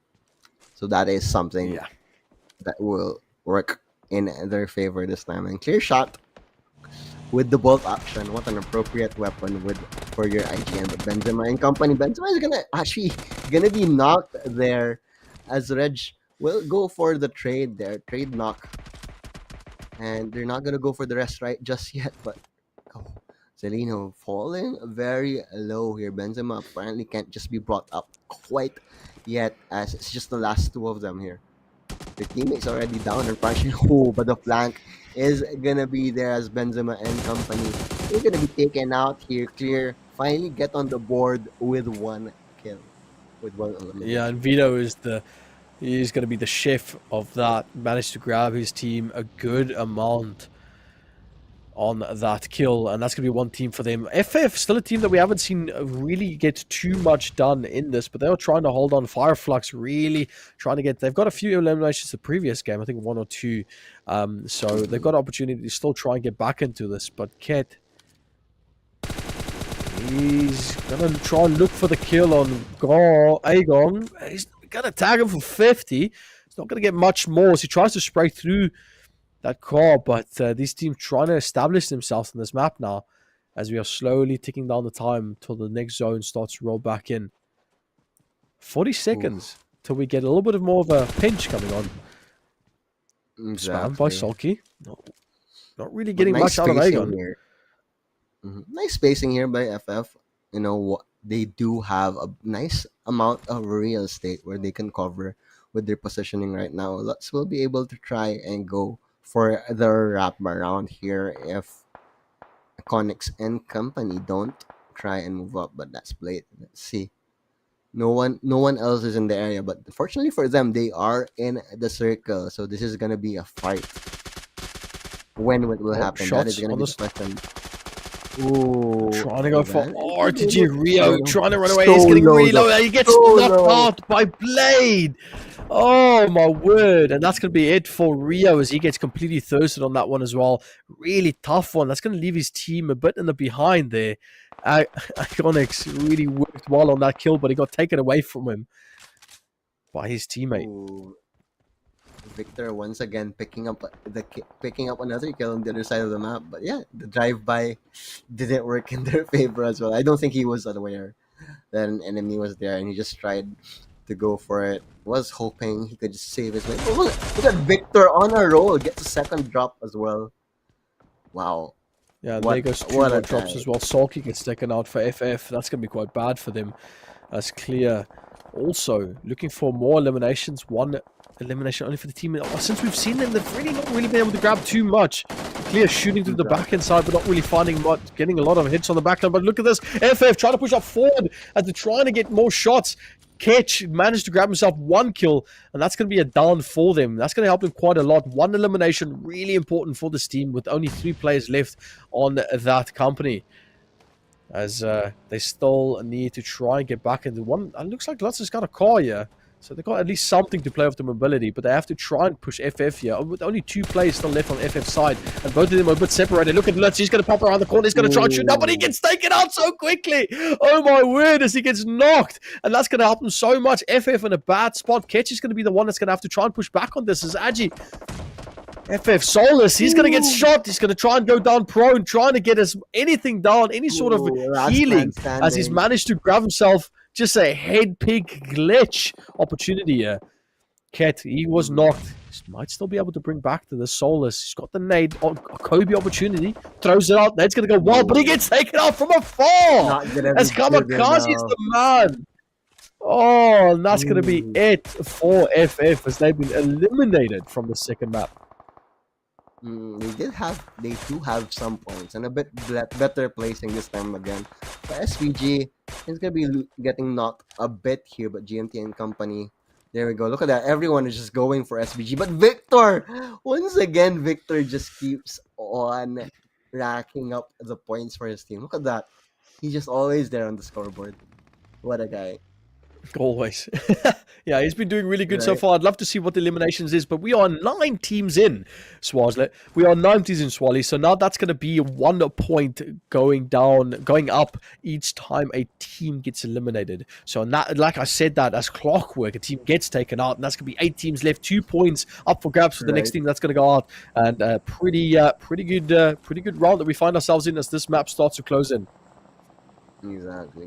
And, you know, I'm actually happy that Regicide is actually still alive in this time, you know. Happy to see Roshan surviving until this late game. Roshan. But here, gonna get some kills on the GMT here. Regicide as well, gonna play around iKURD. Also still alive here. And look at that RTG. Roshan with the double there. Actually, RTG gonna picking up kills all around you. It's a bloodbath all over the map here. Our obs can't even keep up anymore. Oh, Kamikaze might find him in a bad spot. He's gonna have to probably smoke because he knows to run away. And meanwhile, he just turns around to the right side. Clear shot, cleans up the backside, cleans up, clear Van Kid. Oh, good place for him to play this. He didn't really knock much. Kamikaze, the teammate was there to help him clear up as much as he can. Clear Vito gets taken out, but look at this. Now Kurt's on the backline side trying to sort it out, but he gets shot from all sorts of sides. He's going to try and sit back around this car, and it's just absolute carnage. As one of his teammates has been knocked out, as he's just trying to hold on for dear life. As he's just trying to wait this fight out, but he's going to get one shot to the face. He's just trying to stay prone as his teammate is moving around as much as he can, with only not a lot of health left. Kurd proning down behind the car. Car's going to blow at any second. Clear shot from the distance. He's got the shot. He's got the opportunity with the rifle to play. He does have that M24. Look at OK Bye. Says goodbye almost to R3G. Molly, Kobe flies through. Does it land? Molly? No, it's a bit. Oh, it just nicks. Yeah, unfortunately, but Roshan. Oh, Rashan! Oh my word! What a beautiful nade from Rashan! Oh my! Wow! My, staying cool here though. Clear Van Kid is trying, but unfortunately for Roshan is in a bad spot right now. Gonna be trying to push up here. He's in a bad spot. Talking about bad spots, Clear Van Kid is also in a bad spot. He makes it by the hair of his teeth. Down gets to here. I was so close though, but okay, bye. Looking like it's your turn. No, not yet your turn to say bye-bye, fortunately for you. Not at all. Clear Van Kid's been doing great for this team. 3 eliminations on Clear so far. So, getting a bit sweaty here. Helsing.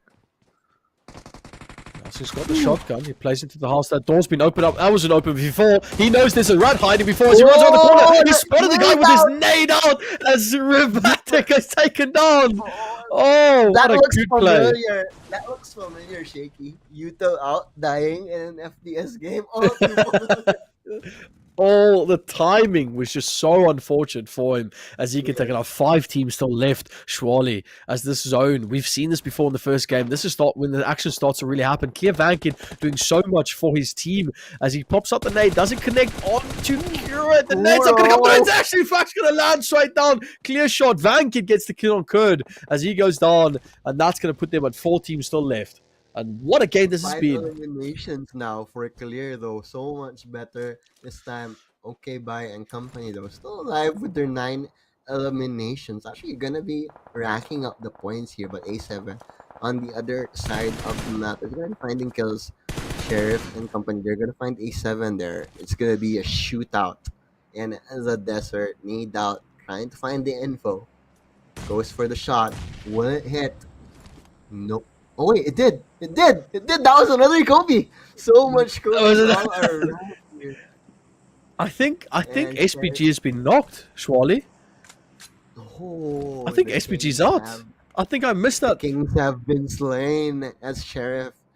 Last man standing on GMT here. They do have the 3 eliminations. Gonna be the vulture here, the lurker. Gonna try We and need to see watch out. This what car's else he can dangerously get. low. Oh, but they know now. He drove that car, so they know he's around that area. Gonna duck back in to cover here. Well, okay, bye. Gonna be creeping up, trying to find the angle. Can't see anything just yet. But still, 3 teams remaining. Okay, bye. Look at that. I like it. I Yeah, like it. playing this- We see 3 different teams in the top 3 this time. Yeah, and they're playing this And very just goes to show slow. how Agonics, the tides can change. In yeah, and Battle exactly Royale. that. Agonics has got themselves at a good spot. 9 eliminations, top 3. They've at least got 5 points if they go out now. So they're on a bad spot. Okay, Bai's going to lean behind, and Agonics is going to sit on the car with the smokes ready. Clear still back in the game. And this is now where the games get interesting. The zone's going to start coming in, and we're going to slow this down real quick just to try and put a little bit of emphasis on this team play, Swally, as these 2 teams... Oh, actually, okay, Bai's going to go for popping the wheels. Oh, I know what he's doing. He's lowering the car. So you're going to get shot so he- underneath the car. Exactly. Oh, no, exactly. GMT. Get shot from the right side. Clear, Sheriff, Vindicated. They found him. Oh, that was close. Fine for him. Yeah, but the molly lands a Okay, bit okay. short. But they know exactly where he is, though, as both teams are actually going to be pinching towards. But Sheriff is actually going to be in a good advantage here. He has the walls to protect him. The other teams will Yeah. be trying to pushing up in open ground here. Sheriff can find his shots. Needs to And land on it's something gonna clear be shot. One shot. Is it going to be Okay, one bye. shot? Is it going to be the play? Okay, bye. As Van Kid, he gets knocked out by Sheriff. Good play by the back inside of Onyx are going to take down Sheriff as well. That's going to be a thirst. 2 teams still left. Look at one shot push up forward. He's going to try and get behind this rock as they now try and push forward. Okay, bye. Is going to be a little bit low. He's been knocked out. Agonix versus Clear. Opportunity. Van Kid's on the back as well. Knocked out as well. 1v1 opportunity there on the car. Trying to play this corner. He gets peeked around the corner. He needs to watch out. Clear shot. You're on bad spot right now, mate. As he's trying to play this care package. Oh, this is where the big play is going to come through. Massive rifle being picked up. EMR. Look at this. Exactly. Something to play for. Clear shot. He's been knocked, so he's going to try and go for that. Agonic trying to shoot for Vandekid. That's going to be that clear, clean. 2 teams remaining with 2 players. Clear shot One-on-one. versus Agonics. Smoke's going to Kobe? come out possibly by clear shot. That's going to push him Yeah, a not bit quite. but back. Agonics Perfect trying to jiggle. hold this corner as one shot. Here comes the grenade over the top. Is that going to land? That's a pan. He's just chucked a pan at him. It's a back and forth. Here it comes. It's going to be a We see counter pan. the It's going to be a counter pan pan. shot I to love the- it. Is it gonna I be love able it. I love it. Oh no! I do want to see this pan connect. Clear shot using that ingredients. Pan gonna fly up higher. No, it's not gonna land. Oh, they're just throwing this pan back and forth. Look at this. Kobe with the pan. Clear shot. love One it. shot. I Lines love it up forward. Throws the pan up forward. Tries to get in the car to try and get a better angle. He's gonna pop up back indeed. He's gonna get tagged on the side. It's just too much going on right now. As a Gonix. Is he gonna throw the pan again? He's got it in his hand. It's a golden pan. Okay. Gonix throws it out. Oh. Doesn't Imagine connect. if that actually Right. hit, huh? That would be insane. I am going to absolutely go mad if this pan hits. The Right. only utility that they have is this singular pan between them. Mhm. Whoever Pan picks first, to rule them all. clear shot. With clear Not shot. wide. No clear shot for either of them, unfortunately for him. And Both all they're very waiting healthy. for is a pixel The peek circle. by It's all either about the side. circle. Agonics. It's all about the circle. Oh, the circle is not Yeah. inside. It's outside both of them. They both have to Yeah, move out. and this It's is gonna be where it it's gonna be a starts. game of to happen. patience now, and a game of timing. I It's gonna be keep- all about the timing, Yeah. as they say. And the question is, with these teams, these 2 players' names, does Agonics have the IQ to bring this game out? And does Clear have the And- one and shot who in the will back have- pocket? We're going to Yeah, see I love shortly it. as the zone starts to creep in, opportunity for them to try and get something. This is a really good 11 eliminations on iKURD on Agonix's side as they now slowly moves in. Look at that zone.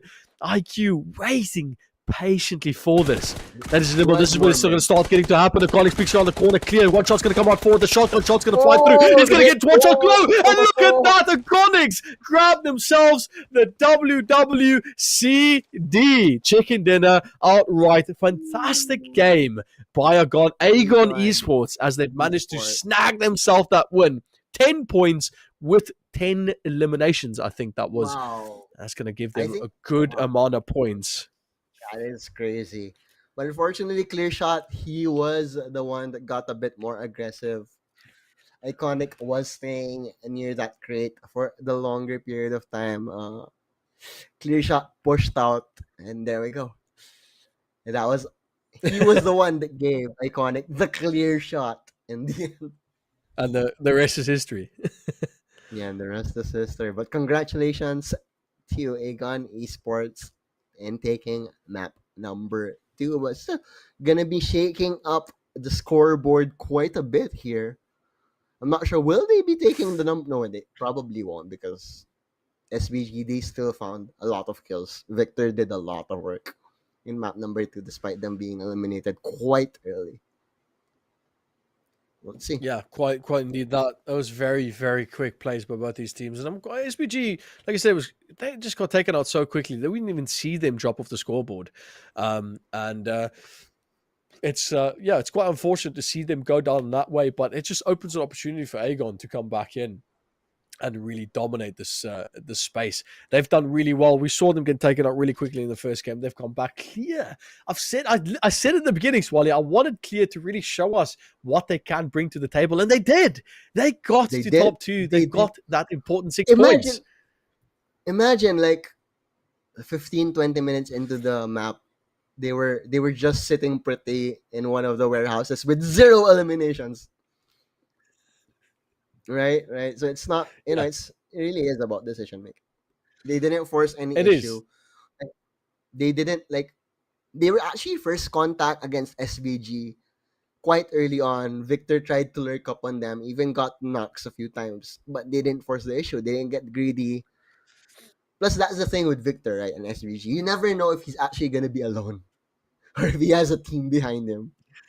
And that is the fear that SVG has created against the team. But, Clear this time around, they read the map well. And, what better way to show it than with a winner chicken dinner. No, exactly. Couldn't have said it any better. That was really well played. SPG, like you said, in the early start of the game, they started to play up against Clear. Both those teams really trying to hold on to those corners. SPG sitting at the bottom of the valley, Clear being at the top, at a good position for them to get those important picks. We look at these highlights. It was just such a cluster of different plays being happen early on. SPG trying to hold on to these corners. They pushed this side really quickly on R8. Managed to get those knocks. Managed to get the clear on R8.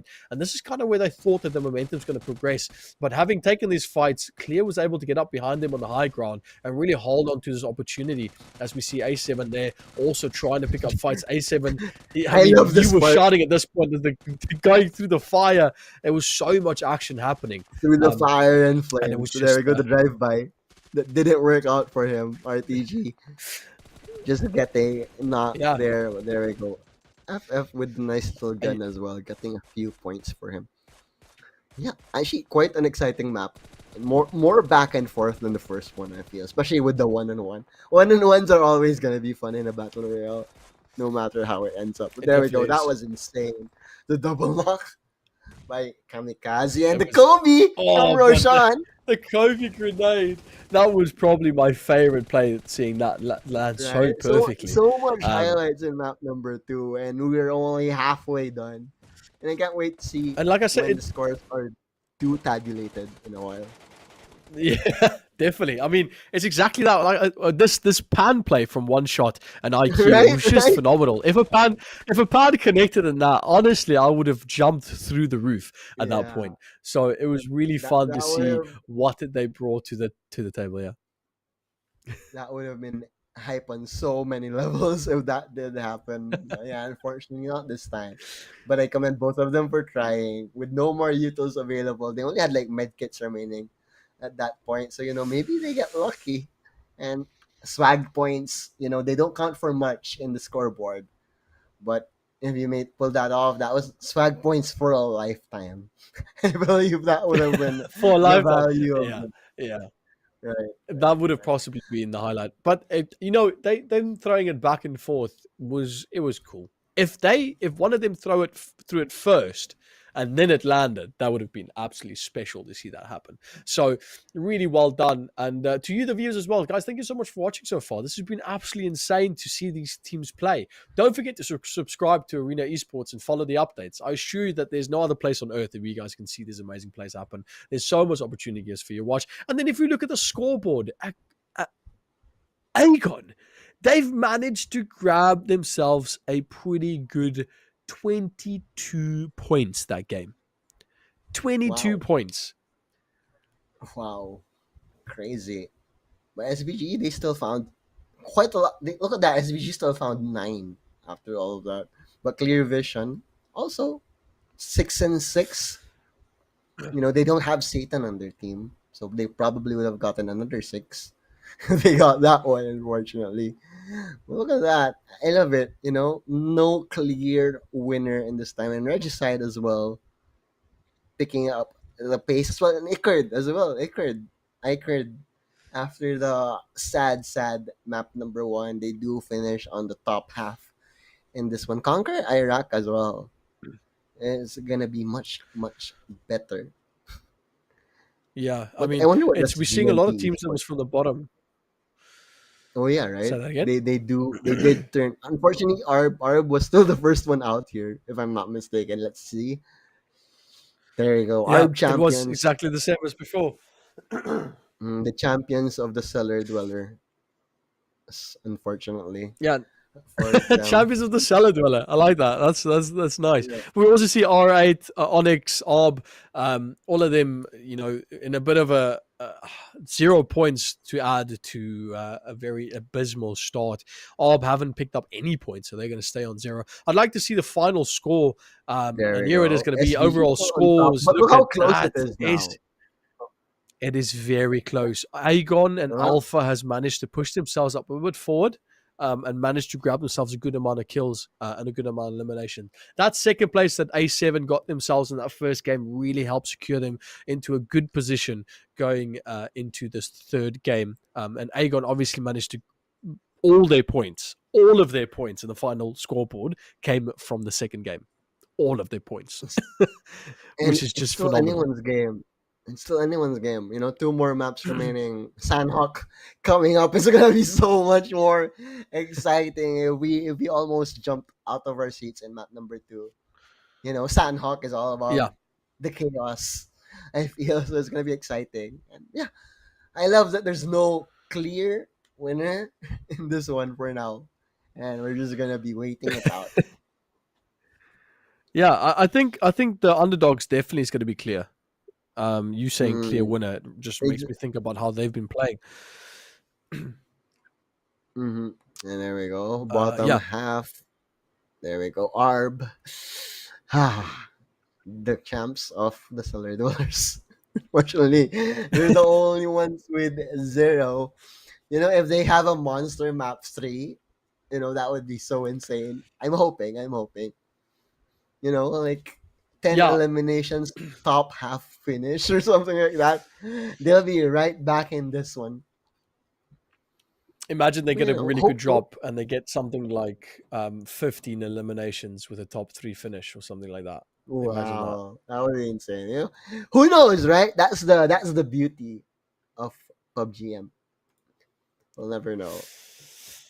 Yeah, Ooh. we'll absolutely never know. But yeah, like I said a little bit earlier, we want to go back to you, the viewer, as well. Please don't forget to subscribe and follow for the updates. I assure you guys that there's no other place on earth that you can find this kind of amazing tournaments happen, where you'll get to see professional teams like you've been seeing participating today in the prize pool and the prize ring to showcase their skills. And they're going to take home money, the amount from a prize pool of about 5,000 dirham. It is just not I mean, it's just not what it is.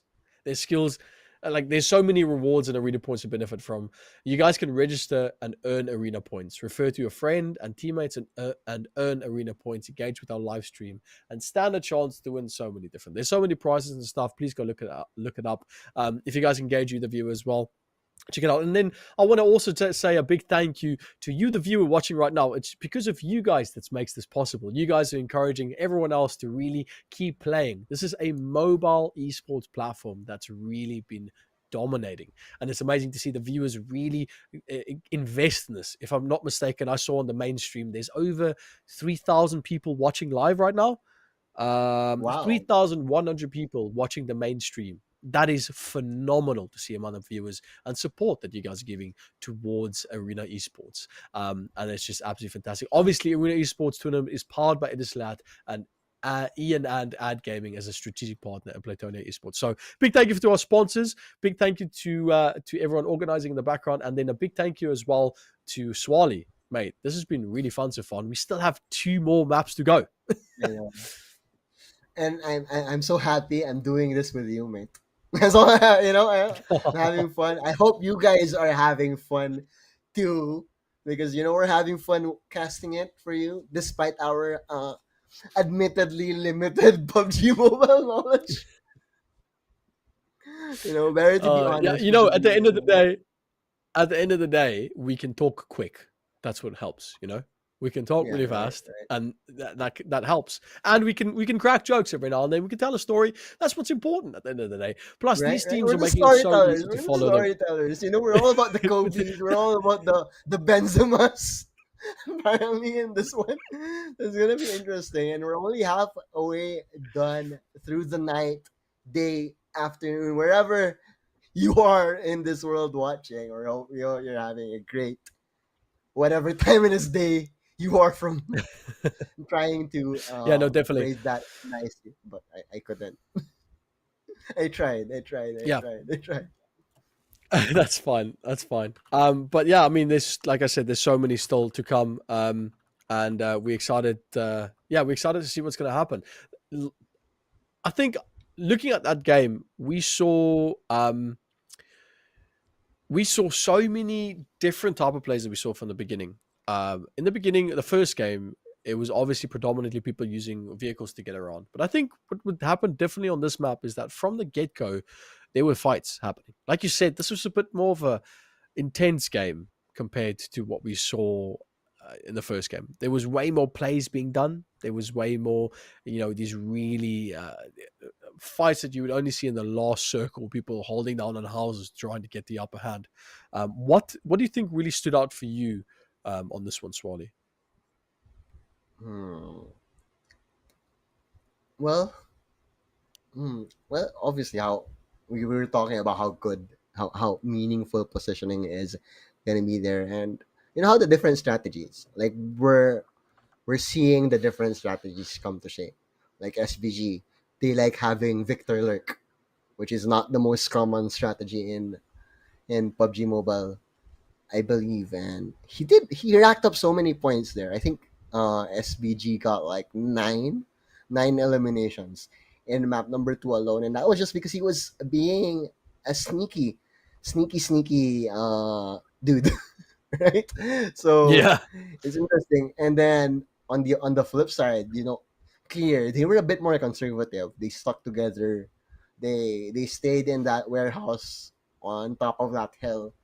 I'm not sure if it was a warehouse, but they played very, very passively for the good chunk of that game, and they eventually ended up with the win. So it's all about that's the beauty of PUBG Mobile. It's just the flexibility. Like you play a strategy that works out for you, and it's all about execution at that point. No, definitely. I couldn't have said it any better. You talk about strategy. You talk about the way that these teams position themselves, and then that's exactly what we saw on that map. Going into this third map, I can't quite exactly remember what map we were going into. My apologies for that. Sandhawk. But we're going to Southeast Asia, mate. We're going to Southeast Asia. Oh, really? Of course, I'm excited. That is we're going amazing. To the smallest map in the pool. Gonna be more chaotic fights all around. and you're gonna have those straw bamboo houses about, and it just makes me smile when it makes me feel like I'm home. Whenever I see San Jose. Makes you feel like you're home. Yeah, I mean, exactly. Sanok is Exactly. from what I see, Sanok is it's primarily a PUBG mobile map. So that's quite interesting actually to see that. And I do, looking at some of this media, that it looks to be a very exciting map that we're going to have coming up forward. And that looks amazing actually.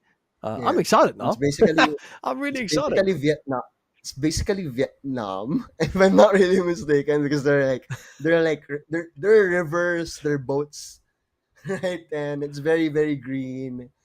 And there we go. We're finally gonna Yeah. be able to see it. You have Tambang and Ban and Paradise Resort and Tatmuk and Chow and Hatting. Right? It's very, Yeah. very Asian. And I'm very excited to see. Interesting. Anyways, plane is gonna be going north towards Hatting, and we're gonna see if where the teams will be dropping in. But more importantly, let's check out SBG. Actually, gonna be going up north here. ARB is gonna be going for Camp Alpha. A7 and company going to the cave and Kampong, while Regicide will be going for the ruins. It seems here early action from any of the top guns. I don't think. Nah, SVG are quite far away. Iconics as well. Gonna be alone there on the north side of the map here. But Benzema and company gonna be towards the center. But I like this. The circle is actually gonna be towards the northwest Whoa. part of the map. It's gonna be advantageous for ARB. I think. Yeah, ARB. ARB. Oh, a lot of knocks already off the bat. Look at that. That's Oh, five right. knocks already coming out. That's so Oh, quick. GK and company, but oh my goodness, look at that. R8 gonna And then find more kills all around. A7 and code. They're gonna be able to loot here fairly comfortably here, but R8 is SBG! SBG! Victor is out! Just like that, and more SPG's been SBG taken out. members are getting. Is that it? That was SBG? SBG are out! That's Right. SPG. SPG's out. Crazy. That's gonna be it for them. This game. Oh no! A7 gets clear. Vankid's been taken out as well. That's already this game is already going completely up. Clear might be the next team that's gonna go out. No, Clear is still alive for now, but many members down. GK fairly alive now. They have the double limbs to their name. Gonna be feeling good about themselves. Ragnar, Lofbrook, and company out for blood in this one. But A7 And gonna that's find gonna the be high clear. ground. Clear is out. Clear is out as well. That's the third team. That's Regicide as well. No, that's not Regicide. That's the other RAG team. But GMT, look at that. Two top teams out just like that. The teams that we were talking about quite a bit in map number 2, they're gone for the count. And Kalaga is gonna get knifed because when you're in Southeast Asia, you're about to get shivved, and I love it. That is what totally happened in that one. And Gate once again, he knows these tight cheeky angles, and Ragnar and company will be able to get down more 3 LMs to their name now. GK can have a solid start in this map number 3, and I'm all for it. Amazing. We've gone from 64 players down to 45. 19 players A bloodbath. eliminated It's within the first couple of minutes. It's Absolutely smaller right. map. We've It's seen always so much. gonna Look at be this. wild. Gate Gate? spots a Kante. Look at the shot. Oh, with the shot, it takes out Kante so quickly. And that's going to be yet another team. It's a shotgun to the face, mate. What do you expect? Oh, no. That's going to be 12 teams now. Gate has always been so cheeky. If you've noticed how he's been playing throughout these maps, he's always going for those awkward close angles, and Indeed, so he's getting the kills. It's It's working out so well for them. But GMT now, Sheriff is actually gonna be the first one out there. He was the last man standing in the last lap. First one out in this GK one. Gaith, he spots out another one with a shotgun. The shotgun supreme Gaith. Definitely gonna be watching out for his shenanigans moving on here. But there we go. GK. Yeah. Are they gonna find more contact here? Yes. As Ragnar gonna be pushing up here. Not gonna be too aggressive here. Feels that there is gonna be help. Waiting for reinforcements. There we go. They're gonna push up there. And they're gonna find one that's orcs down once again. Now falling very, very low here. And Ragnar is gonna find them. Wants blood. He really, really, really wants blood. This Viking wants to raid and pillage and raid and pillage. He will. There you go. They're gonna find more here. But Ragnar did drop there. Too much bloodlust for you, mate. But it still worked out for them. 7 eliminations this early on, GK. And there we go once again. The FPS salute in full swing from the boys of GK. And look at this, Arb! They're still alive! Well, you look at that, Arb. They're not the champions of the Cellar Dwellers anymore. Let's see. Maybe they will have the clear play style in this one. Okay, bye. Is it your turn to say bye? Not quite yet. We'll be able to tuck right into cover. And wow, so much action in this map number 3, shaking. Whew. I wonder. Onyx is gonna be there over in the sideline. But still, Arb, I'm just so happy that Arb is still alive in this one. Yeah, it's been phenomenal. A really crazy start we've had so far to the game. Both these teams have been really well. Arb's doing fantastic. It's crazy to see that they've actually still held on, and they need 2 more teams to drop actually to get a point on the board. None of them died. All 4 man strong from Arb. But it does look like RTG is going to have to get quite a far run to get into the zone. That car doesn't even have any fuel in it, so they might be in a bad spot. Yeah, they do have a teammate to be able to pick them up, but it's going to be quite a far drive for them to try and get back into the zone. But yeah, they're going to try and link up with their teammate there. Okay, doesn't seem like it. They'll be fine for now. A bit of a calm before the storm. Gonna get picked up. There we go. But okay, bye. Calm in the storm. He's been hold up in this. He knows that someone is watching in the high ground, so he's just gonna stay in this house for now. No, I mean it's lost that completely almost decimated Okay Bye when he was picked up from that cliffside. So I think it's all things considered. Okay Bye is he's got PTSD. He's worried about whoever's up there. Exactly. Unfortunately for him, he did get to Culkin. But look at this, 7 eliminations already for GK. They want this. They're feeling good. They survived the early firefights. They're armored up. Look at that. Level 3 helmets, level 3 armor for Satan Goat here. Prestige. Pop shot. He's gonna connect. He's gonna connect. He's not gonna get the knock. From downtown. My oh my. He is feeling it right now. The boys of GK. RTG and company though. Still outside of the circle. They're really just gonna try and make it back. But still, they have the meds for now. Yeah. They have a few more meds. They are still a few more meds. Yeah, they still are looking for some. Only 2 meds on Groza. I don't think the team has a lot, so they're going to have to try and maybe even look for fuel. Yeah, they're going to have to grab that fuel for the car because they're going to get down low. And Lutz seems to be in a tough position here. He's staying in the zone, 2 meds on his body. But even his teammate, Sulky's going to have to do quite a little bit of a far run to be able to get back. And a lot of these teams really playing outside the zone. Like you said, small map, so it just means that they're going to have to really play as ratty as they can. Exactly. And fortunately for them, the rat of this tournament, Victor, is gone. SBG being eliminated very, very early on. And I'm all for it. underdog stories. It's all You about are that.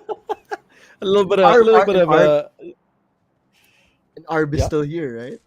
It's crazy. Is that a crossbow? Did he not? Did he ignore the crossbow? Why did you ignore the crossbow? Why? I know it's like one of the Oh, yeah, I don't hardest think he weapons wants to to play with use. it, does he? Yeah, I know it's one of the hardest weapons to use, but it can kill. It can definitely like take one out if you know how to use it. Very Yeah. deadly in the right hands. But I guess it's more of a pub game item, pub game weapon. Mhm. But wow, no one has died in like what 5 minutes. It's crazy. We were stuck at 41 for a bit. Okay, finally, the teams are gonna be converging towards the circle here. But like you said, Regis and company, they are all gonna be quite far away here. But over in the center, looking like contact is finally gonna happen very, very soon there. But look at that, GMT. GMT, they're gonna be playing the role of the circle surfers in this one, staying Yeah. quite a bit far away. I'm trying to look at where GK is. That is so GK. They're right dab in the middle, surrounded by Yeah. so And many this is teams. this is tough for them because it's easy to circle surf the outside, but they've got this massive body of water separating the map. And if this I love it. circle Circle surf positions itself with across body this of water. body of water, it will be a tough fight for all these teams. And you're saying that this crossbow is very much of a pub game, but Swally, aren't we not casting PUBG right now? So, Oh yeah, good we want to point. see Good that point. action. Good point. Yeah. They need to pick This that is a crossbow pub up. They game. need to No show us how to matter play what. it. Exactly. Maybe, hopefully, one of these teams did pick up the crossbow. But crazy, you're gonna be hitting some crazy shots from downtown over there. Not gonna be able to go for the knock though. Not enough damage and a bit too far, unfortunately. But Prestige is still gonna be falling quite low. And once again, Groza RTG still looking, still surviving. Groza on a last med kit though, so they need to find more if they want to continue circle surfing. As lots and company, they're gonna be inside now. They're gonna be finding some equipment by the huts here. But QX, another team that has been fairly quiet in this tournament so far. They are gonna, they don't have eliminations, not yet, quite yet. But this was basically clear in our map number 2, so we don't count them out. And another underdog that I'm so happy to see still alive in this stage of the game. Arb finally getting some points on the board here. No, not yet. We're still 11 Not yet, teams not in. yet.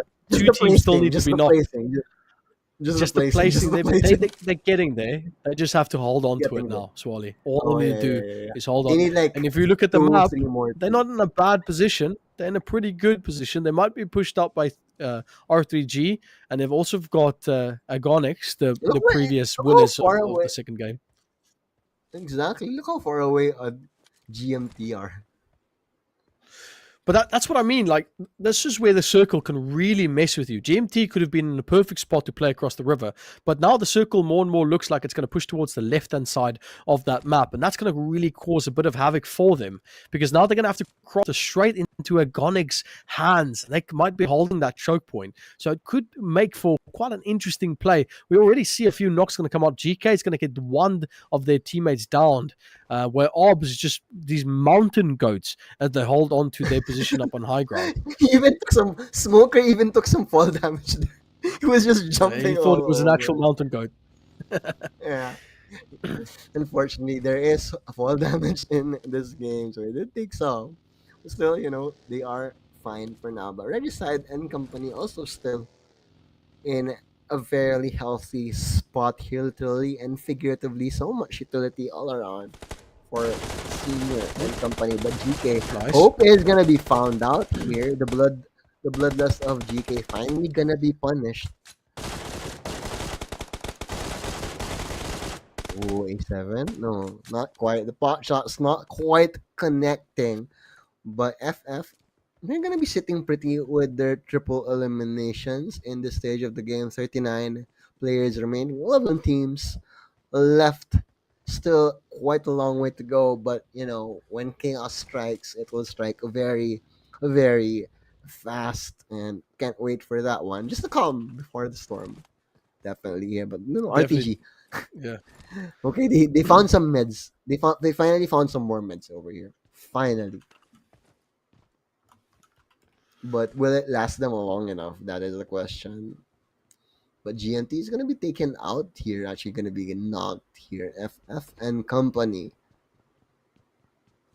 They're just gonna be chilling over here. With GK Satan Goat is gonna be knocked once again. The bloodlust of GK. It's like they only have one mode. GK. It's attack and fight.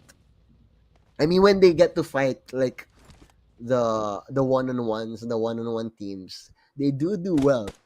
But once they get caught out in the crossfire, it's just so hard for them. There we go, A7. Actually, in an interesting spot here by the walk. Oh. Okay. Mafia almost Yet just another shot that flyby man out of the move. sky. There's a second flyby move we've seen in this tournament, by the way.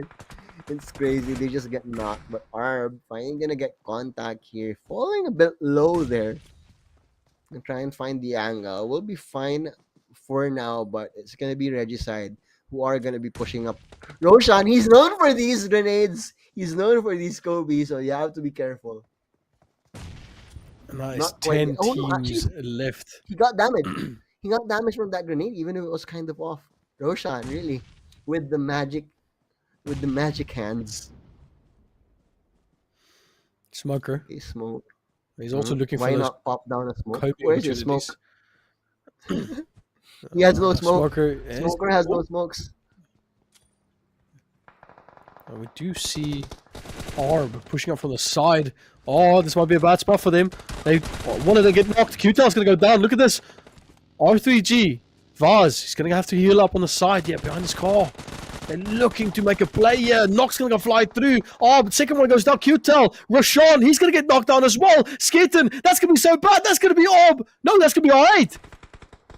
R8 going to get taken out. Orb also going to get knocked.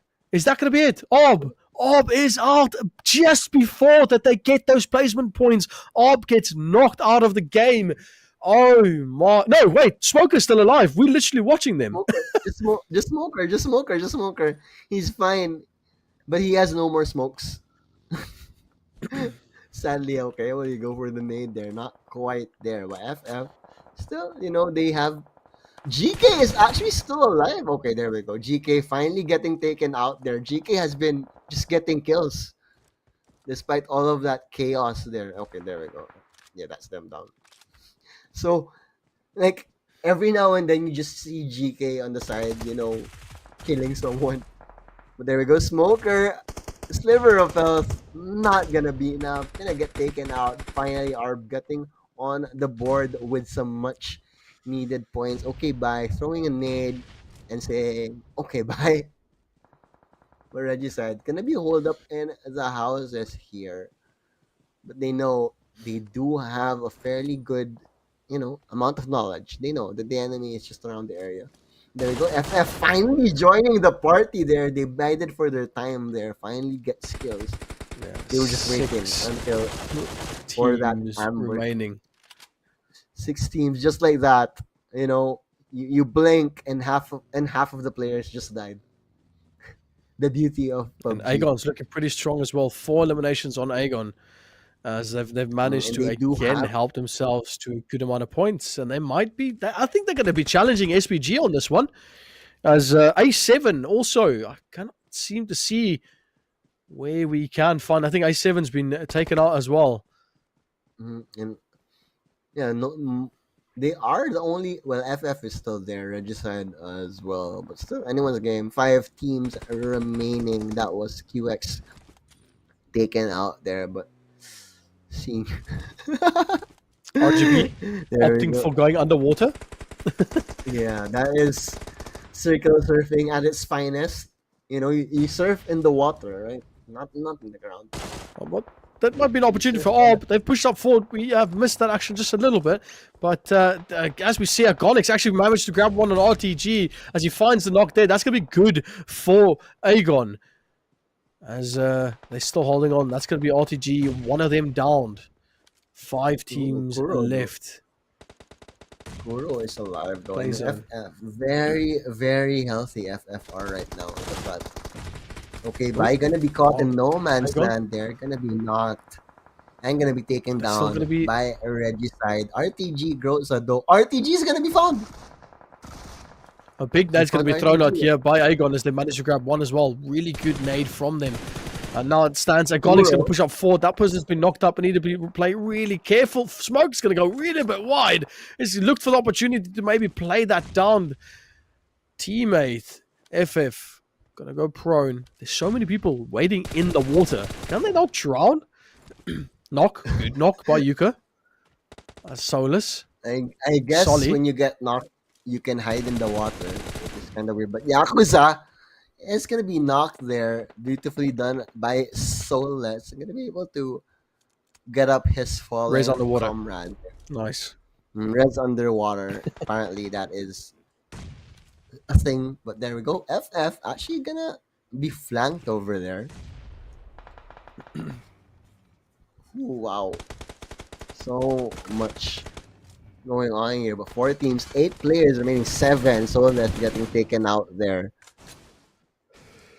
Ooh, but Regicide still up here. Nice shot from, I don't know how to say his name.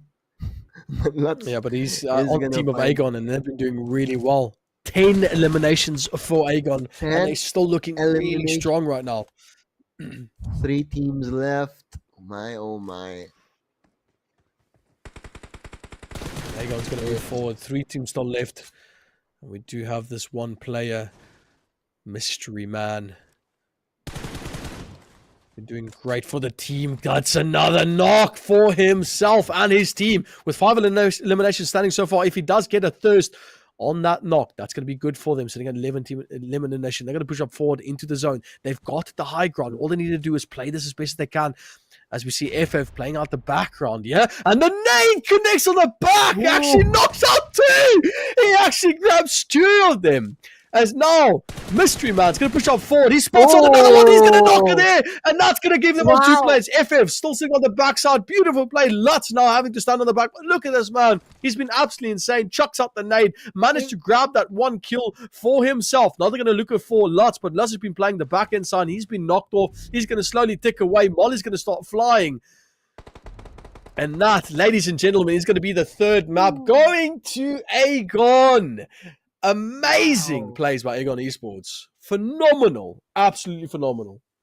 Let's just call him the Mystery Man for now. The Mystery Man.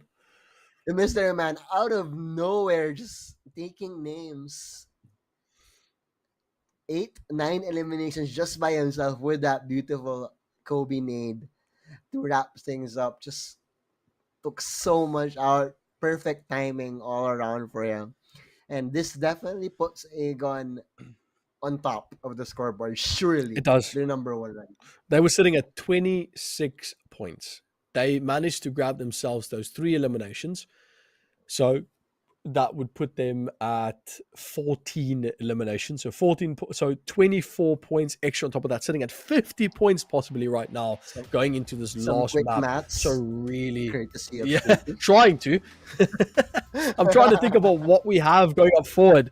SPG was sitting at 28 points in the previous game, but I think they got knocked out really quickly in the start, so they're not going to be able to sit with much points. But we're looking at the scoreboard shortly. But what a fantastic game I need to highlight from Aegon. They did do really poorly in the first game, but they've managed to pull themselves back, really establish a solid ground for the team to play around. And I mean, Swally, there's not much more to say except that I am so shocked at the phenomenal opportunities teams have been giving themselves to really push the thing. Yeah, I am impressed. I am very, very impressed. Right? But my oh my, right? Because consistency is everything.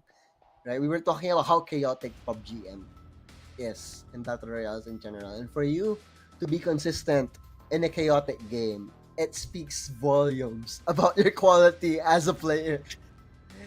And these guys, they have shown leaps and bounds of quality throughout this tournament, and rightfully do take the #1 spot. I'm just gonna pretend and listen to the quick maths of Shakies, because I am terrible in math. That's why I speak and talk random stuff for for money. Because I had no potential as it's not even memory. You know what it is, Swally. It's a book, mate. I've got it all written down. I've just been looking at it. Okay. I don't know the game, so yeah, that's it. But looking back at the highlights quickly, we saw this beautiful kill by Guy on GK. Managed to shotgun down 2 people, managed to grab that one as well on the side, and they've really been playing well. But they got taken out really quick as well. GK tried to establish, like we said before, they were sitting on the outskirts, playing the best that they can, really dominating this first part. They were just in a tough position. Oh, just a beautiful shot as well. But this is where it started to get really bad. FF Lutz, he was down as well in the back end with so many shots going to come through. And Aegon, just before we can see a lot happening, it was over so quickly with Aegon, this mystery man. And this is where it's at. This nade throwing into this building. We didn't even see it on the highlights, but that nade was just absolutely phenomenal. I can't say it. I'm struggling. Phenomenal. Right. It was phenomenal. phenomenal. I got it. So yeah, amazing place to see these teams do so well. It was absolutely insane to be able to cast this, and we are now the 4th game coming up in a little bit before we have to final map. We still have to look at the scoreboard quickly. We still have to discuss where these teams are sitting at. We might even see an opportunity for A7 to come back in, because we did see A7 at 26 points coming into this game. They managed to grab themselves a few eliminations as well throughout the game, but it still stands the where are they? What are we gonna express? Our interest in Arena Esports. I told you my favorite logo was their logo, and here they are, the opposite of a caster curse. It might have turned around. Where is iKURD? Where is my favorite logo? They're not here. iKURD, come on, step it up, iKURD. iKURD, however you say that.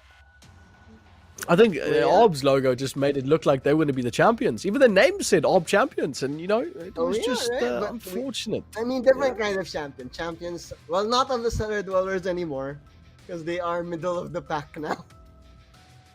Pretty sure after that map number 3. But we're going back right where it started, because map number 4 is going back to Erangel, and I wouldn't have it any other way, because that is the map. That is the signature map of PUBG ever since it was released many years ago. I can't even remember what's that map. What's that map's name again? It's Miramar. Oh, are we going Erangel? Oh no, we're going Erangel. Yeah, we're going to Erangel. Miramar is the desert.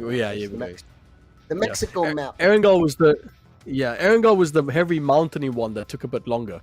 Hopefully this time around we'll see a bit more engagement.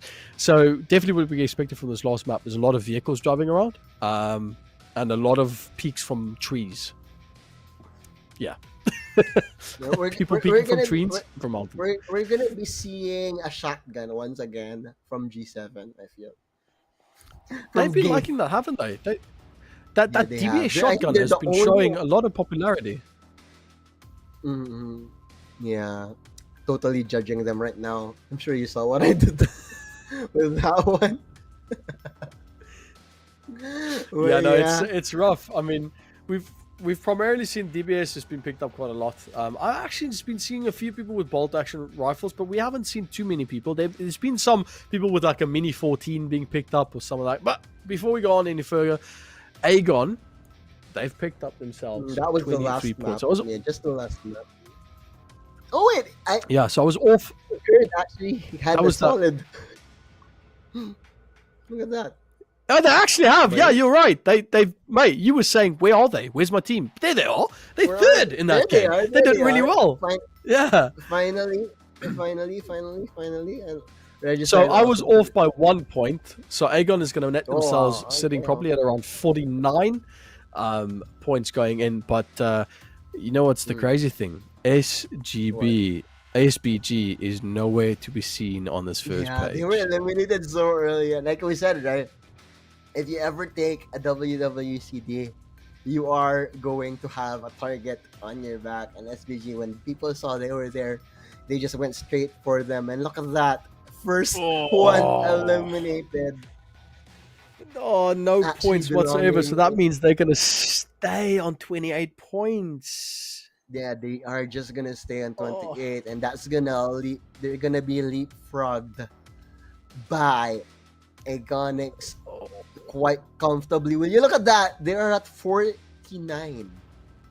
Like Alpha, SVG, Flux, these guys, they have to have a monster of a map number 4 for them to have any chance of taking the overall victory against Onyx here. And yeah, they're gonna have to really be a very, perform. very tough ask. That's gonna be a very, very tough ask.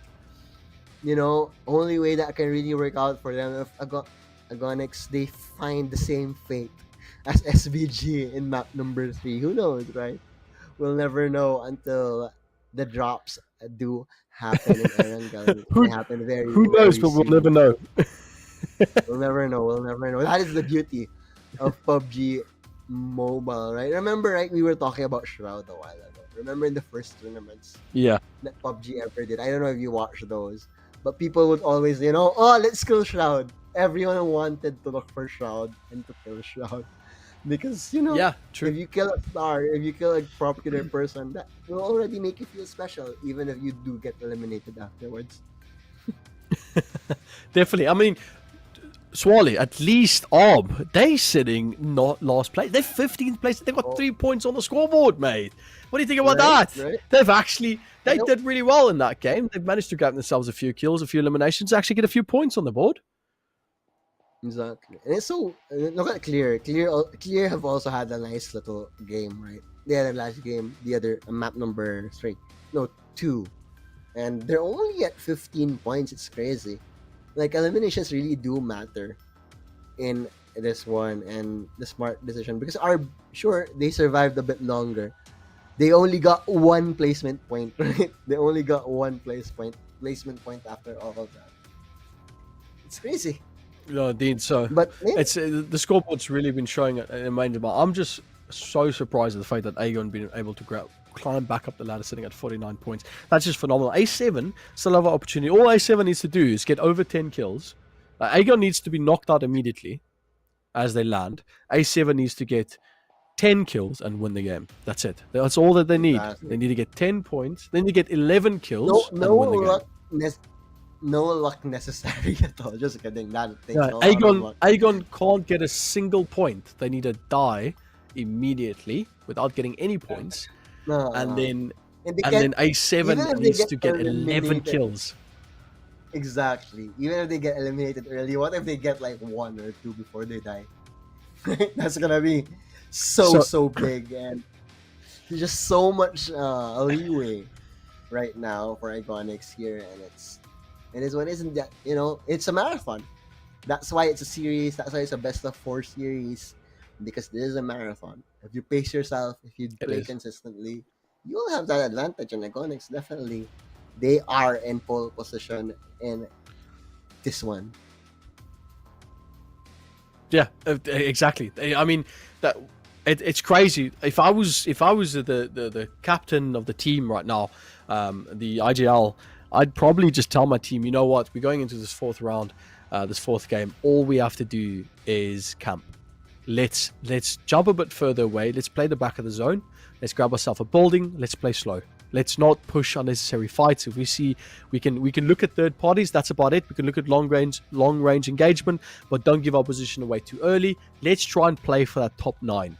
Once we get into that top 9, then we can start look for any sort of eliminations. And because that's all they need to do is just try and place. If they can get top 5 or top 8, they're cushy. They are so comfy. There's not much more for them to do. So A7 though, I think they've got a little bit of a challenge for themselves going into Just a little bit. Just a little bit. Just a little bit of a I think challenge and a whole lot of praying, I guess, because everything has to work out well for you. But if there was a way for you to find out where, like, if you could see their names while people were dropping out, everyone will just go for a Onyx from the get-go, because that would be so unfair for them. Everyone will just follow them and kill them off at the start, just to make sure they don't get any more points. But yeah, it's still gonna be the luck of the draw, or in PUBG, the luck of the drop. And we're gonna find out in quite a bit. I see what you did there. Yeah, right? I see what you did there. I do try. But yeah, Erangel is very interesting. But it's always, you want it to be exciting because there's a map number 4 and last map of the day, and we want a closer affair, ideally. But if it's gonna be Agonics taking this one cleanly, then they do deserve it because they are head and shoulders above the competition. But as casters, and I'm sure our viewers would want a more close and interesting map 4. So let's go with that one. Yeah, I definitely agree with you with that one. If we could see a little bit more engaging fights on this one, the first game on this map, it was good, but it was a bit slow. It was a lot of times we kind of waited for a lot of action to happen on the map. And as time got on, we saw, obviously this last map was massive. We saw so many different players coming out, and it was just so quick. There was some point we couldn't even keep up with the eliminations. We dropped 19 players within the first 5 minutes of the game, which was just wild. Crazy. So crazy. So if we can see the same on the bigger map, it might not be the best though. Actually thinking about it, if we lose too many players at the beginning of the map, that just leaves a massive map for a very little amount of players to fight on. So that's just going to mean like a lot of people going. But talking about that, we're looking at the overall scores yet again. Just to give you guys a bit of a reminder, Aegon is sitting at position 1 so far. All they need to do is place themselves, even getting 1 point, putting up a comfortable 50 points. And that will help them quite a lot. Alpha7, they've got themselves a pretty big battle to fight. Same thing with SPG. We've been talking about Alpha, but even SPG, they need to grab themselves a win and at least 12 points with knocking out Aegon in the beginning. That might actually net themselves that win, but it is a very tall order to ask these teams. On the back end of that, within 20 points, we still have Fire, Flux, Geekay, and iKURD. All of those teams trying their absolute best. You never know with these type of games what's going to happen, so we might even have a lot of eliminations happening from one of these teams. So we might see a team even pushing towards the boundary of 15 kills to try and get themselves into one of these spots. There's only a limited amount of spots going into the next round, so they do want to try their absolute hardest to try and get back into it. But Swally, what a fantastic game we've seen so far, and the casting has been so fun, man. It's just been absolutely phenomenal. And I do hope we do get cast again. For sure. That's going to be fun. I do. I mean, me too. It's been maybe the game that starts with the V. Yeah, game that starts with the V. You don't want to mention another shooter, do you? or maybe some more PUBG. Just respect the game that you're casting right now. It's the least we could do. But yeah, it's gonna be very exciting. Definitely. I don't. We have a countdown going for about a minute left. Sorry, don't make it too boring, please. No? What do you mean? Please don't. For the teams. I don't want it to be too boring. Yeah. I don't want it to be too boring. Yeah. Don't just get like 1 kill at the start of the map and it's like, okay, they win. Right? We don't want that. The only teams that's going to play... True. The only teams that's going to play hard is going to be Aegon. And I think we're going to be seeing a lot from FF, SPG, and A7. Honestly, looking at the points right now, I think, I think there's a lot to be said about what we can expect going up forward. But we are going to go into the final couple of minutes before going into this game. I do want to say thank you again to the viewers watching today as well. We really appreciate you guys. Please do not forget to follow, subscribe to all the socials, follow all the action live as we're going through it. If you guys do miss any of the action today, it will be on the YouTube channel. It will be on all the links for you guys to go watch back on and enjoy that really exciting action.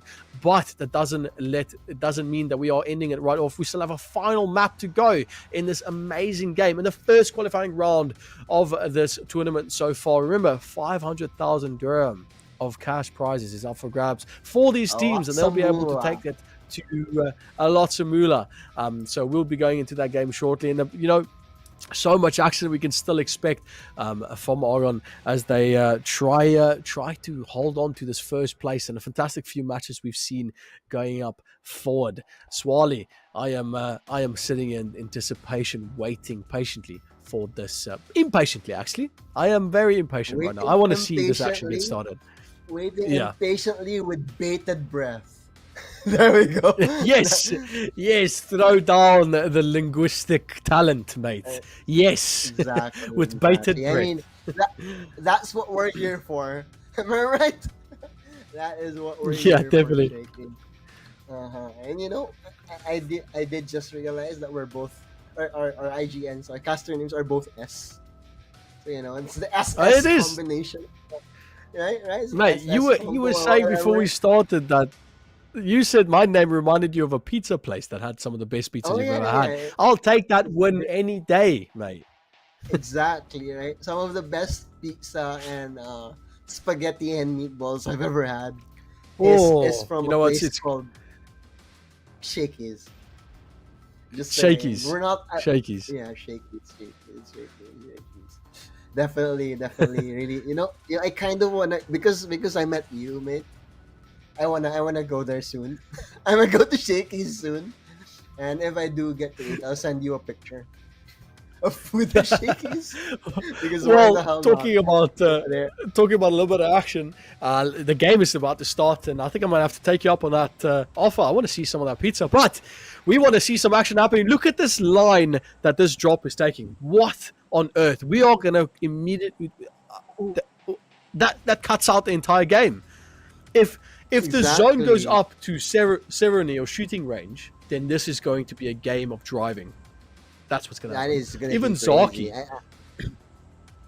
I feel like Sosnovka will be pretty busy in the early stages, but let's see. Where is Onyx going to be able... Where is Onyx going to drop? All eyes on them. Yeah, that's going to be very important to see where SPG is already dropped early. It looks like they've got a plan point. They might be able to go after GMT with this one. There goes Alpha. As Quest also moved away. Alright, it's going to move to the other side. And there's ARB, your boys as well. Arb is going to go down to Sosnovka military base. And the question is, where are we going to see Aegon as the map starts moving out? They haven't dropped. They haven't. I think they might leave it to the last second. QX. They could. That's a smart decision though. Because they know they're super far ahead. There's no need to take any risks here. And there we go. Look at that. It's circle surfing in a whole new level. On the surfing board. Nice. Yeah, nice. Very nice. Right, that's going to be the first knock. Actually, managed to grab. Wait, that was a knock on Aegon. That's a play on Aegon that's been knocked out. Really? They've managed to grab one from a... Yes, the mystery man's just been taken out. Oh, the mystery man is down. Wow. And a shotgun. Shotgun to the face once again. Not courtesy of G7. It worked out very well for them. Is all teams have already been eliminated? Wait, is Aegon out? Is Aegon out? No. Okay. There's no way. No way. Is there any way for us to see? I think I just saw the mystery man from Aegon get knocked. I think it's them. I think they're gone then. Because that's three teams. There's no way. This might be it. If A7 or S2G gets a good amount of kills, they might be able to get this back into this game. This is what it's all... Well, no, that's not... Aegon's still there. They're still there. Never mind. Okay, so it's not them. There we go, but one's down. But they do get a knock on IQ, so IQ's going to go down. Mm-hmm. But Arv is going to be fighting, forward. Yes.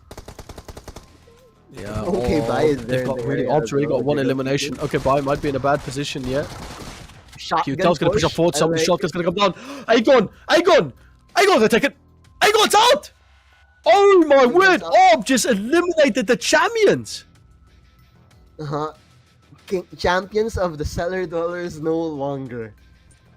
My word. Oh, Indeed, what? Indeed. What? This is why I love PUBG. And this is the moment. Are you not entertained? Because I, for sure, am entertained. Now the question is, right, Swally, all that is left now. I know Arb's been doing really good, but they're not really in the top 10. They might be in the top 10 with this position they got right now. They've got 4 eliminations, but there's still 12 teams to go. A7, SPG, and FF all sitting at over 25 points. These are the teams that really need to now come out of their shells and push for eliminations. That's the only shot that they have. If they don't push for eliminations, then they're not going to be able to get on top of the points of Aegon. So this is where it gets interesting. Aegon, I think, went down without really losing anything. Quest, they're also going to look for an opportunity to go on OXR, and they've not really performed that well as well. So it's not a crazy opportunity for them to take something down, but it now stands that A7, SPG, and FF, I want to see some big eliminations, Wally. Exactly. If they want to go for that push into the win here, it's going to be huge for them. There we go. They've picked up the pan on... Yeah, take out the pan. On Fahidan. Make a fan. There we go. It's not that yet. Shotgun ready as well. They aren't alone here yet, just quite, but still 3 eliminations this early on. 12 teams only left, and this still a long way to go. Like you said, right? If the circle does end up going all the way up north, then it's gonna be a game of driving.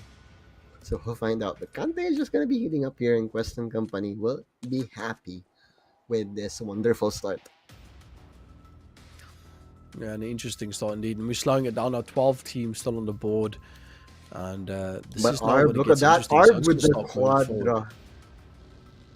You believe it? Arb with the Quadra this early on. And there's the zone. Pretty good zone, all things considered. We're seeing pretty much the same zone as we saw previous game, where it kind of collapses over a body of water.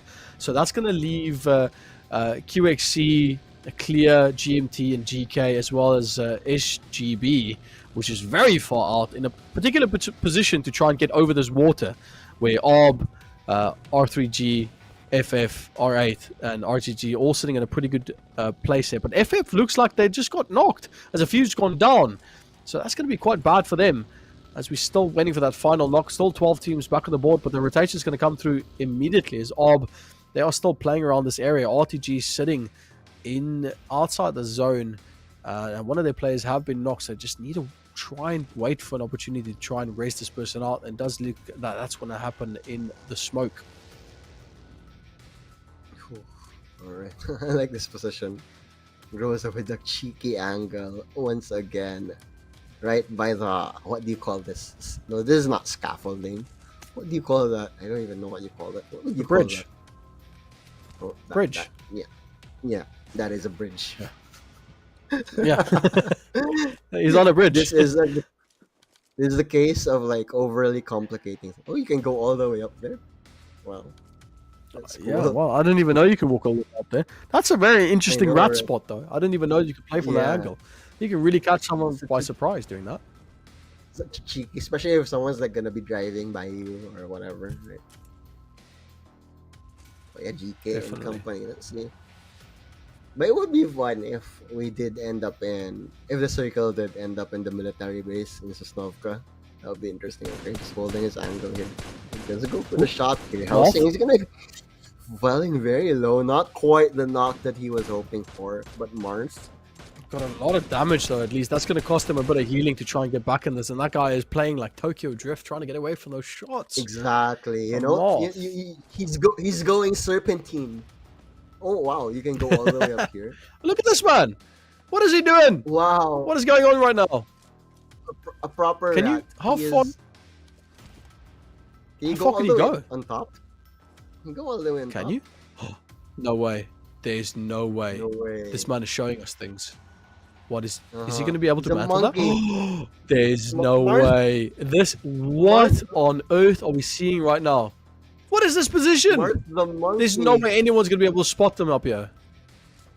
If it actually if the circle goes towards them, that would be so insane. If they but they're playing on the edge of the circle anyway, I think. Oh yeah. We need to Oh, wait. that might just be no. It's just the road. See, he's not going as high. He does not have the monkey climbing abilities of Mars. Or Doesn't have the skill. Or does he? Let's find out. Nah, he doesn't. He's not even gonna try. Anyways, that's into the action after. GK. Ragnar. SGB is the one that's gonna have to watch out for this one. GK sees the spots, the information that he needs for the team. Probably informs that there are people waiting on the high ground there. As Hope is around, just lurking on the back and going prone, looking possibly for a shot over the hill. But they're trying to play it slow yet. SPG is the team that they need to try and get the most eliminations here. So if they can, shot! Actually, no way! Goat, great! He's gonna get one on Noix. He's gonna go down. This might be bad. GK pushing up on to S2G. That could cost them dearly. Oh wow. just being fascinated by the bridge shenanigans right now. So much bridge shenanigans going on. GMT needs to go look for eliminations. On the other side of the map here. They have to. They want the points. They know how far behind they still are. available. They can't just get Kobe the from Hope. Points. Kobe from Hope. Molotov and Nate. HPG gives one on Ragnar. Ragnar's going to go down. Smoke's going to come through. Hope's going to have to back away now. Might be able to grab more. GK. They've missed out on Ragnar. He's been completely thirsted. So, SPG. Look at this. Hope trying to play. Oh, but he gets run over by the car. Oh, my word. SPG Victor just playing. Just being absolutely savage. Now, look at Satan. He's going to look for the play here onto Victor. But he's going to be able to get the knock out of the car. That's going to be helping this time as Victor tried to run him over. But that's going to work. As Satan says, no, mate, I'm going to knock on your door, break the window, shoot you through the window. Take that car out real quick. Goat. SG. Grand Theft Auto. On GK. Not quite Grand Theft Auto. Not exactly clear. All right. Ooh, all right. Oh, my word, look at this. The man, the myth, the legend. Marth himself finding a kill, standing up at the top. Now GMT looking for Clutch, but look at Marth has been spotted out from the back. He's going to have to go prone while he still shoots at Clutch and he even gets the response. He takes on Helsing. Prestige. Clutch is going to get knocked out from the back. Marth just trying to spam it out. Zone starting to move in. Marth might be able to get this. Doesn't know if they're busy raising behind their car, so he's going to have to spam through that as much as he can. Kamikaze's out on the coast. But they don't know what they want to do from this position. That was crazy, though. Like, who would ever check that angle, right? Who would ever in their right mind check that angle? GMT just drove up and just got obliterated because he stopped for a second. Right? Well, you know, he was behind two covers, right? He was sandwiched between two cars. How would he know that he would be shot from above?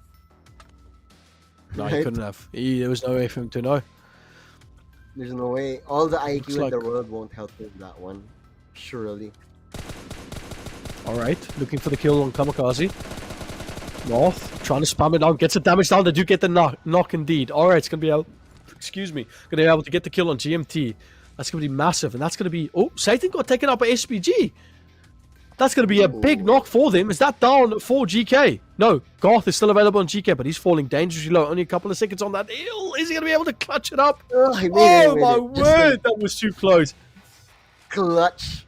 Clutch genes. That's what it's all about. And that's the last heal that they have as well. Calculated heal. There we go. Well, he's going to be the last person for GK. Actually, just gets taken out there by SG, and that's going to be it for GK. They have been eliminated. Now, SPG still having to get important points. I don't know where A7 is, but they are the people that needs to try and get back into this as quickly as they can. SPG are the people that need this the most. Look at that. Clear gets taken out quickly by Kachaos. Is it Chaos? It's Chaos. Oh no! The shot from the side. The Van Kid comes in, gets the kill on the sideline. The Van Kid clears it up quickly on Mazo. As Van Kid looks for more, might be able to grab it out. Just barely loses that spray pattern on the car. As clear Vito, he does get that thirst on Mozero. That's gonna be a good start. Eight teams left. 8 teams left, 23 remaining. If you're chasing for the win, that's like at least 20 more points. If you wanna kill everyone, you think about it. Anyways, We haven't seen we haven't seen anything from SPG, so we can see how much points they have. So I'd like to see that.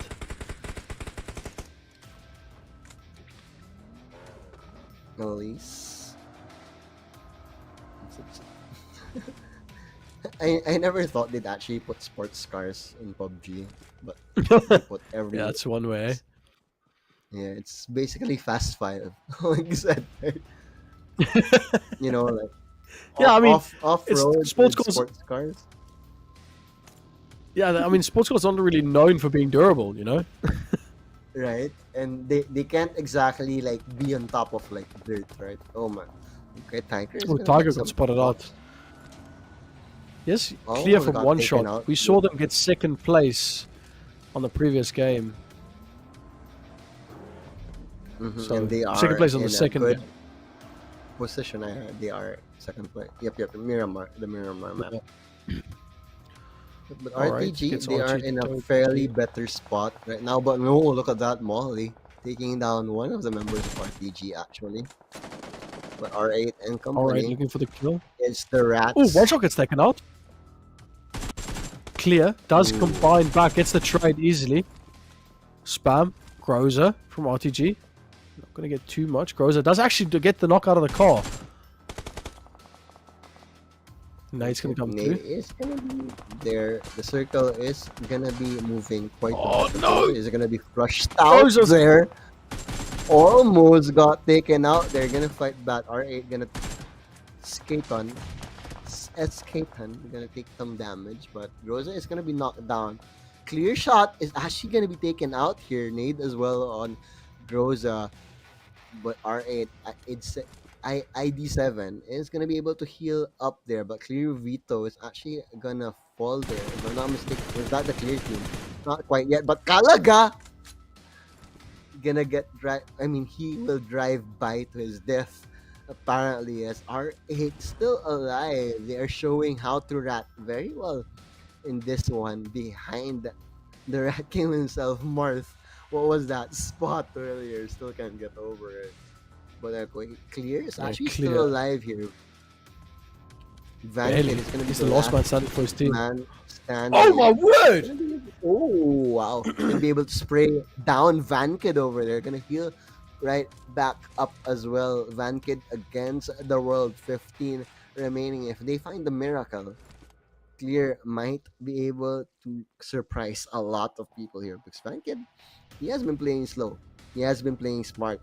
Let's see if it's enough for the winner chicken dinner. But R8 also on a mission here. 4-man strong with 6 eliminations. R8 wanna go for that top 3, top 4 finish.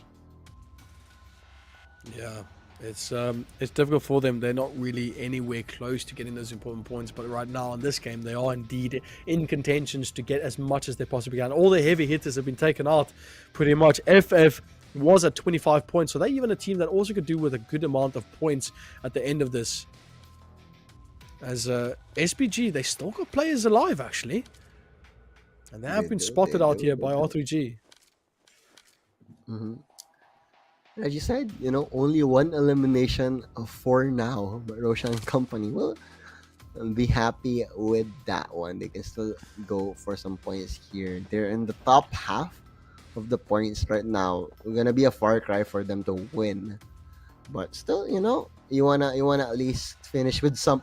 It's finishing in pride. It's the pride at this point, right? Pride is game. Even Ob, they wanna finish in top. Even Ob's still alive, Swally. Oh, yeah, they are. Wow. Okay, as we say that, someone you didn't sound it. Oh, again. SPG. The ass is shown. Not quite the jiggle that you wanted there. Not the angle you were going for. I think he didn't see where the grenade came from. They just guessed randomly. Oh. And Alright, it's looking for that was unfortunate. But yeah, Van Van Kid Kid picking gets up spotted out another here. kill. Making Oh, he gets knocked goodness! down! And that's going to be a That guy goodbye was to Clear. And that's clear gone. That is clear gone. Just like that. And FF, 0 eliminations, but they are holed up in this compound fairly nicely. Yeah, SPG is still alive. I think they got one player still alive on that team. So I still want to see what the points that they have eliminations wise going into this, because it's them. A7's been eliminated. They're out. So they're not going to go out. FF is the only team that can. FF and SPG is the only teams that can still really contest for Aegon's spot. But as it stands, it doesn't seem like Aegon is going to lose this. Mm-hmm. Yeah, no one has like you need like a monster performance. Just catch up. You need like 20. You need like 15 eliminations, if my math is correct. And the chicken dinner or something like that. Yeah, SPG needs. They need a lot. They need 13. Yeah, do the quick maths. They did 12 eliminations. Oh no, look at this. SPG, last player standing, going to have to try to defend towards it, but he's going to get taken out. And that's going to be it for SPG. As they've been taken out contentious quickly by R8. Look at this team just coming through from nowhere. Why haven't we seen R8 dominate the playing field like this in the first few games? I know, right? They're still 4-man strong right now. 8 eliminations. Sometimes, sometimes you start slow, I guess. Because we had no highlights from Marth earlier. And just as we say that, Marth gets run over. Oh, R8 goes a bit too deep. He's going to get taken out. Oh. Ooh. Okay. They're gonna be fine. R8 is gonna be able to revive the friends here, and they're gonna be able to stick to the coastline here. But the rest of the team, but they're being rushed by R3G. They might be in trouble. Yeah, right. The cars are just arriving right in here, and as we say, the moment we start hyping up R8, they get run down literally by cars, and I think that's it. But still, at least Alright, Skeleton is going to push up forward. Oh my word! That nade landed perfectly! Oh, R8 from out of nowhere, just getting that nade. Roshan. Okay, it's SK Ton now, the last man standing with the beautiful nade in that one. But he has to be careful though, because the rest of the teams, the rest of Regicide know where he is. There we go. There is gonna be a battle by the cliffs here. This is where this is gonna be edging. This is the last 3 teams. This is it. This could be it. Exactly. Last 3 teams. Soulless. Escaton is still alive, and Regicide. I mean, none of the teams that we wanted to dominated, but still, at least we're getting a fun game. We're seeing. Okay, what is this parking? That is like god tier parking right there. He's using it to cover himself. And the car didn't fall. What is physics? SK Ton, how many nades? He has 5 nades. That could be big for him if he finds where they are. Yeah, indeed, it could be. 20 seconds, still in the circle, ever so slightly. He's binding his time though. There is one person underneath him. I'm not sure if he is aware of that. But FF is moving up here. Lutz finally healed up. Soulless to back him up. Alright. Escape doesn't know. Not quite sure where the other one. He doesn't know that someone's underneath him. He doesn't know. Yeah, okay, Alright's been doing really well so far. He heard me. He heard me. Nice awareness. I'm just gonna be checking all angles, making sure no one gets the wraparound on him. Okay. Alright's been doing really good so far. 11 eliminations going in at 4 players remaining. 2. Crazy. 1 on R8, and He's spamming his smokes, trying was to bait out FF actually. That was 2 nades. That was 2 nades as well. So unless they don't bite the bait here, it's gonna be a game of patience once again. But SK-Ton, he has the high ground over here. One enemy still underneath him. Look at that. Doesn't even know if the Regicide player is actually still down there. There's no way. So hard for him to check that angle. He has to expose himself if he wants to check that angle. Still very, very safe. Okay, he's gonna move up now. This could be big because he is out of the circle, unfortunately. He's gonna be nading, trying to make sure that no one is lurking in those rough spots. Okay, that was the smoke spammed all over the place. Gonna buff himself quite a bit, and he will finally move up here. Doesn't find the Regicide player just yet, but FF, they're gonna be able to stand their ground right here. 2-man strong, numbers advantage definitely in their favor. Still, still gonna be waiting it out here. I don't think anyone has seen the Reg player yet. I haven't seen where he went. Regicide. I don't see Regicide on the map anymore, but he's still there. Where are you? Anyway, so let's gonna finally move up. All 3 teams are gonna be forced to move east towards the circle. This could be when things get dicey. This could be when the winner chicken dinner gets claimed here. But look at that. Finally, 9K finally gets shown there in a very, very rat spot here. But SK-Ton, will he be patient here? They have to be patient. Whoever moves first here will die. But who does have the heals advantage? Not a lot of mets. The zone's been pushing them. The zone's going to be pushing them a little bit more towards the east, so it's going to be tough for R3G to really get back into it. SK-Ton is good. He's in a good position. I think FF they're the team that was supposed to do good here with 25 points. Even with the good placement, they're not going to be able to challenge too much on Aegon. They only have one, but they will definitely grab themselves second place, in my opinion. I think so. They're in a good spot. It now stands to reckon, though. What is the zone going to do? Exactly. So there we go. FF, they do have the Overwatch advantage here. SK-Ton the nade. Will it connect? Not. Beautiful nade. Wait, it did damage him a lot, though. It does. I thought it was wide. Apparently not wide. But SK-Ton, there we go. Gonna have to move now. Running out of time. So much patience. Patience is indeed a virtue in a game like this. But SK-Ton gonna have to burn through his meds very, very early on. 2-on-1. Spots it out. You have what it takes. Nice smoke though. Nice smoke. Will you find the angle? Nice! Through the smoke. He gets the knock. So 1-on-1 now. Nicely done, but the angle. Ooh! Wow! Wow! That was unfortunate. Almost had the angle, but it was a 2-on-1 situation. That smoke almost won in the game. Good effort from R8, but it's gonna be Flux Esports takes the winner chicken dinner in that one. The proper trade 2-on-1. It was always gonna be hard. But yeah, like I said, this is probably gonna leapfrog them to number 2 in the standings. Yep. And that was the last map. Really good.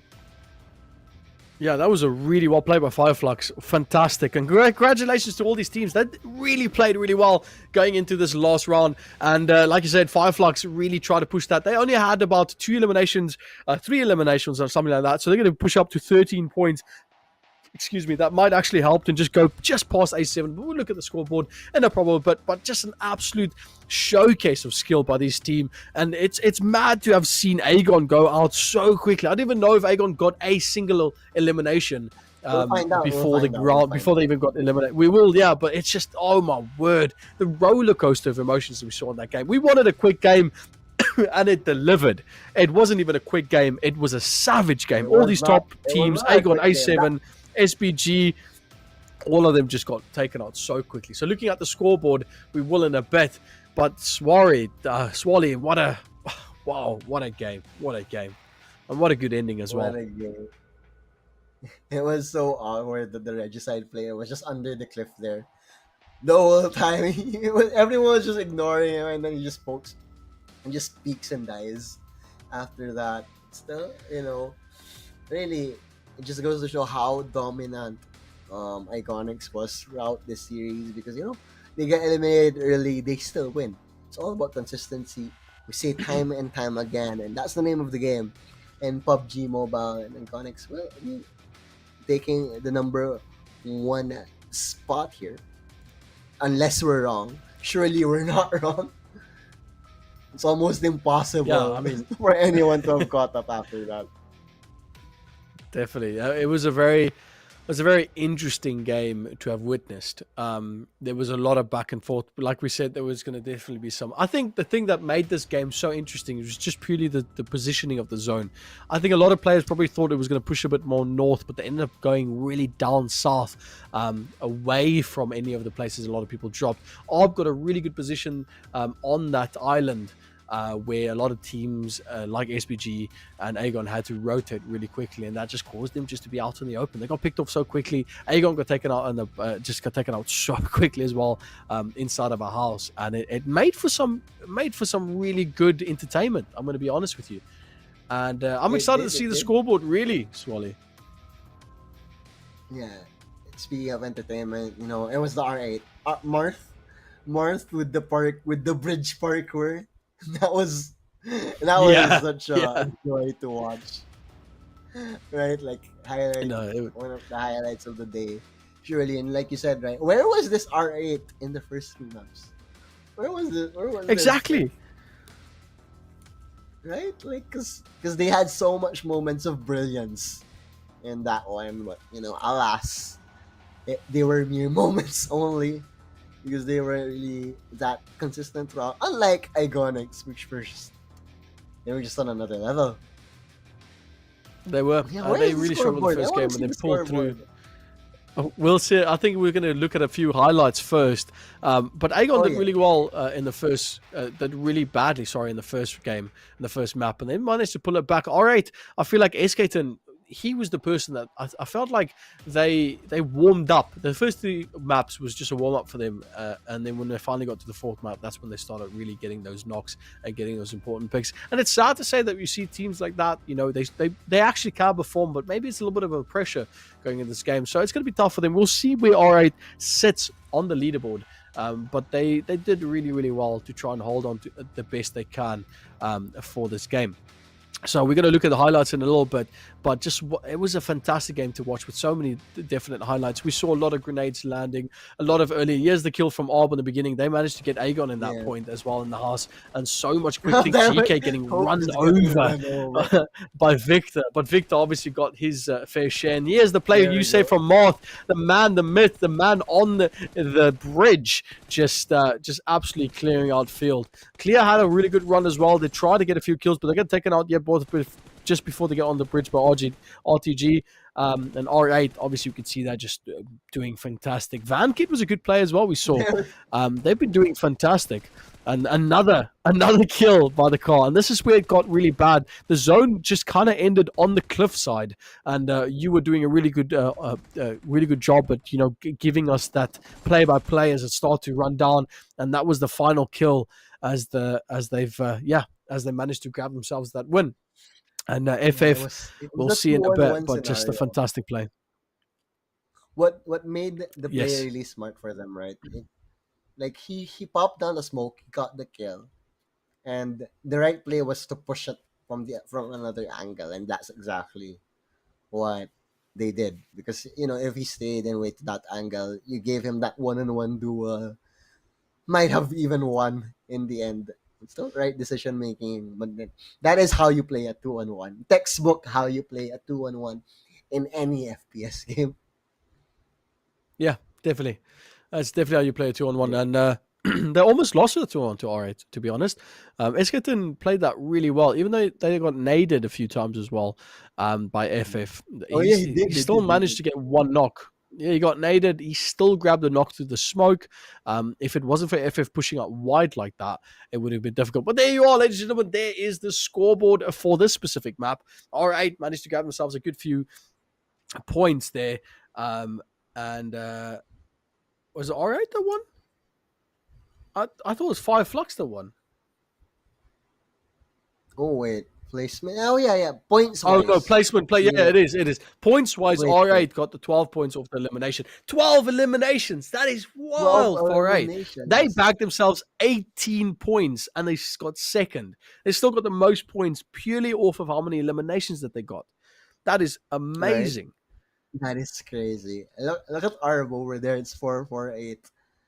Well, look at that. Getting eliminated very early, Agonics. They weren't the first one eliminated, but they were one of 5 teams that had 0 in that map. Crazy. Yeah. Crazy. GMT got taken out. iKURD. Anything can happen here, but there we go. Congratulations, Agon Esports, for being the champions of the PUBG Mobile Arena Esports. What is this? Qualifier tournament? No, they're not champions just yet. It's only the qualifiers. They've managed to grab themselves obviously a good amount of points. Yeah, they're still in the invitational qualifiers. They're still going to move on to the next part. So this is not the champions just yet. It's only for this one part of invitational qualifiers. And they'll be moving on forward with a good amount of points in the back spot. But this is still the start, ladies and gentlemen, that you'll be watching. I mean, there's so much still to go forward. You can look at the points right there. 49 points for Agon. Didn't manage to grab anything. Fireflux, as I said, managed to get just barely enough points to grab himself that second place. That was a lot of points if you think about it. Yeah. Crazy. Is SPG played better? Sorry?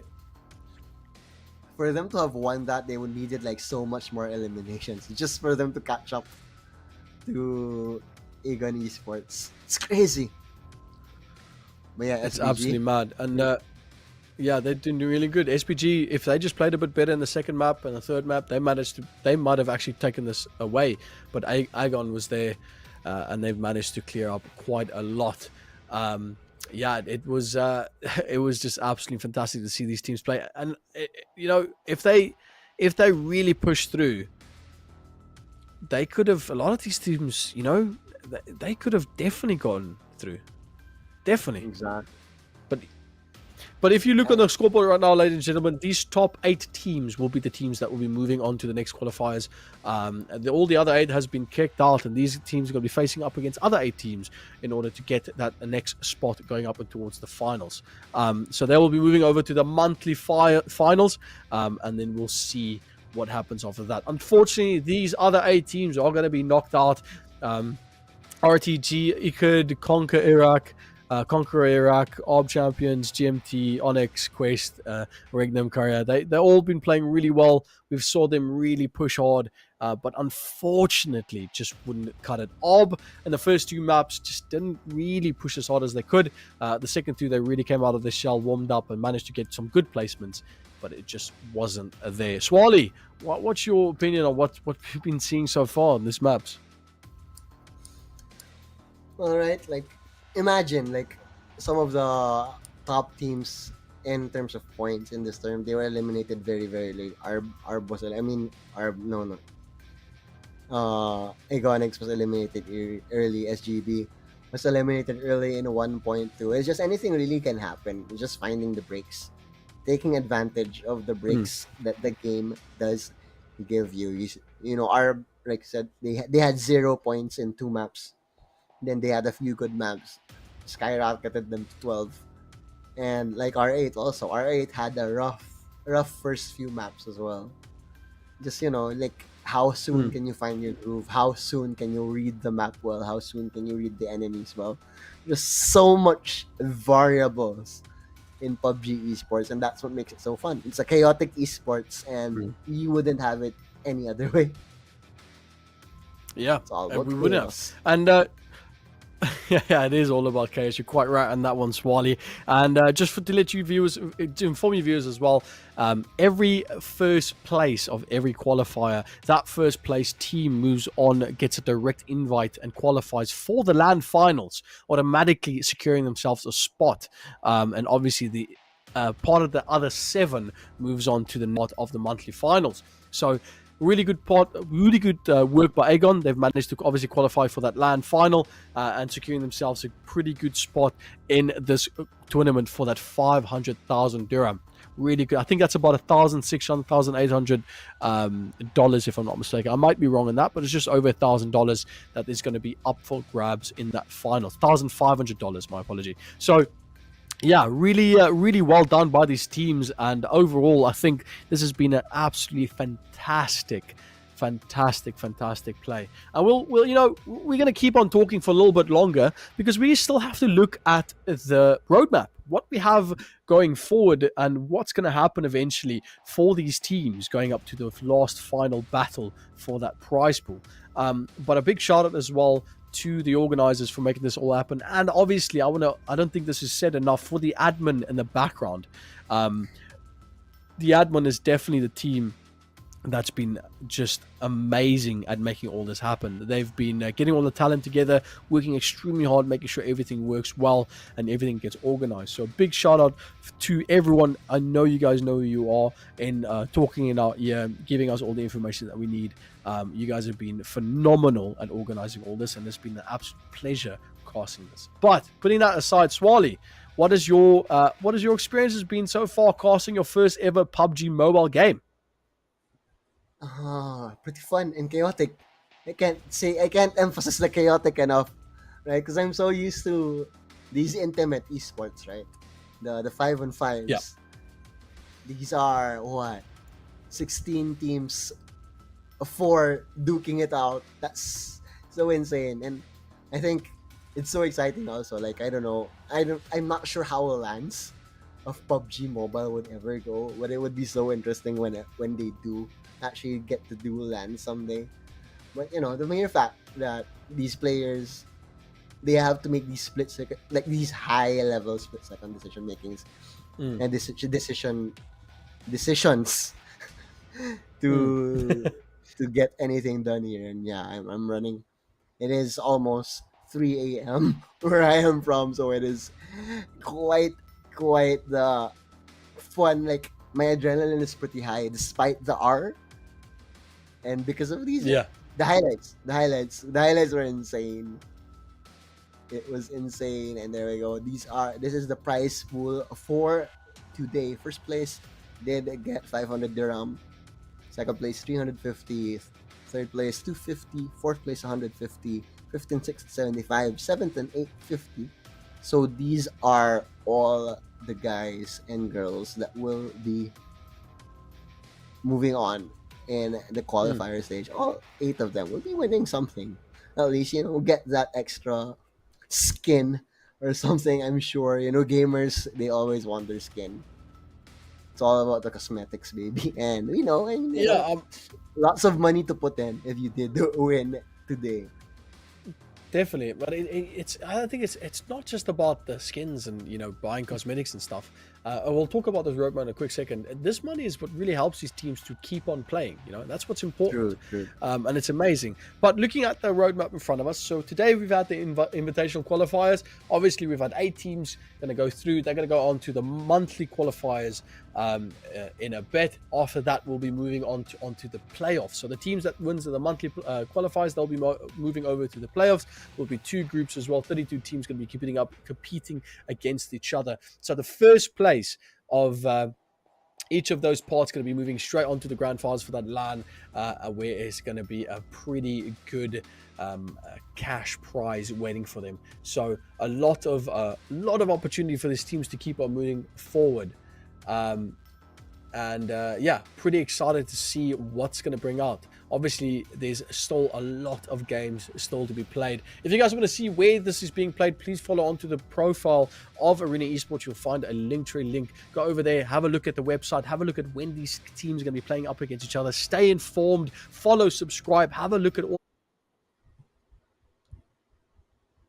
and you guys can see what exactly happened. It was like so a nice little upfront shot of Swally there, as he's gonna give us a nice little chat over everything. But yeah, if you guys want to have a look at all the games going on, please give a follow and a subscribe. It will be greatly appreciated. But so far it's been a phenomenal time. You're right there, Swally. I got surprised there. I thought, did I get disconnected? Why is it my face all of a sudden?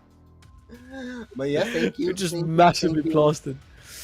Thank you, Direct. Yeah. I guess. Thank you, Mr. Director. Yeah, no, it's fine. Yeah, it's right. We keep moving forward. Yeah, but that was exactly it. So we've got the roadmap. Everything's pretty good. Yeah. So before we go off, I just want to say that was some amazing performance from the teams that we saw today. It was an absolute pleasure doing it all. From the top teams, we are so hooked to learn how the Open Qualifier unfolds. Please stay tuned on our socials for more updates. Refer to your friends to register while you earn Arena points. Keep following updates about Arena Esports Tournament, powered by Etisalat, by Ian, and our strategic partner, AD Gaming, and our broadcast partner, Platonia Esports. Make sure to follow their socials to stay updated on the tournament as well, please, guys. If you aren't able to watch today's full stream, don't worry, we got you back, in some of the best moments of all the formats will be played after this. Let us know which is your favorite one by mentioning in the comment section below, followed by hashtag Etisalat Arena. And I want to say from my side as well, Swally, it has been a phenomenal day casting with you. You're an extremely talented caster, and I'm really appreciated that we were able to do that today together. Looking forward to more, mate. Surely, hopefully, Dark. Definitely. Yeah. Yeah, cool. Well, we're gonna have to end it there, guys. Please have a fantastic evening. Look after yourself, stay hydrated, and we'll see you guys definitely on the next one. Cheers, everyone.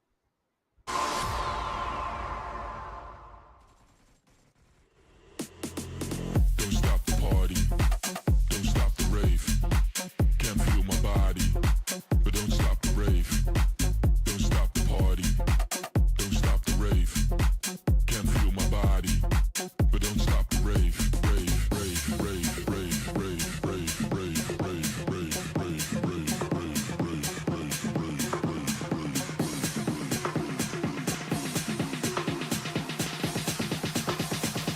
Now everybody from the front to the back go.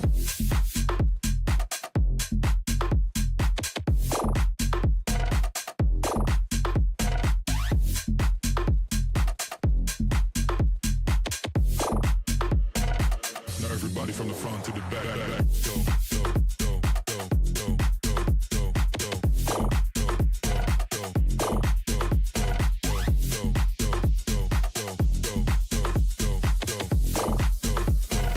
now everybody from the front to the back, go.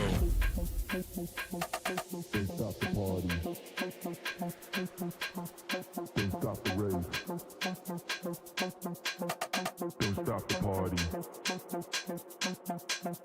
Don't stop the rave. Don't stop the party. Don't stop the rave. Don't stop the party. Don't stop the rave. Don't stop the party. Don't stop the rave. Don't stop the party.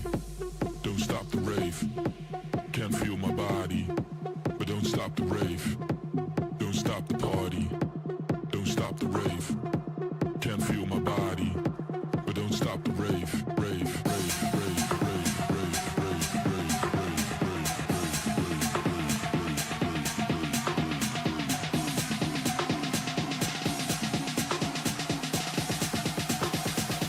Now everybody from the front to the back, go.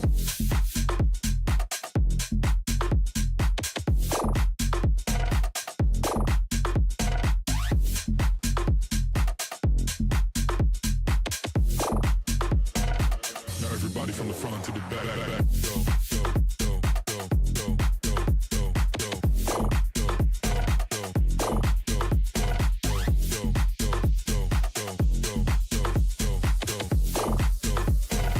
now everybody from the front to the back, go.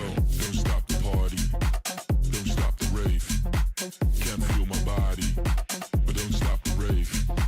Don't stop the party, don't stop don't stop the rave.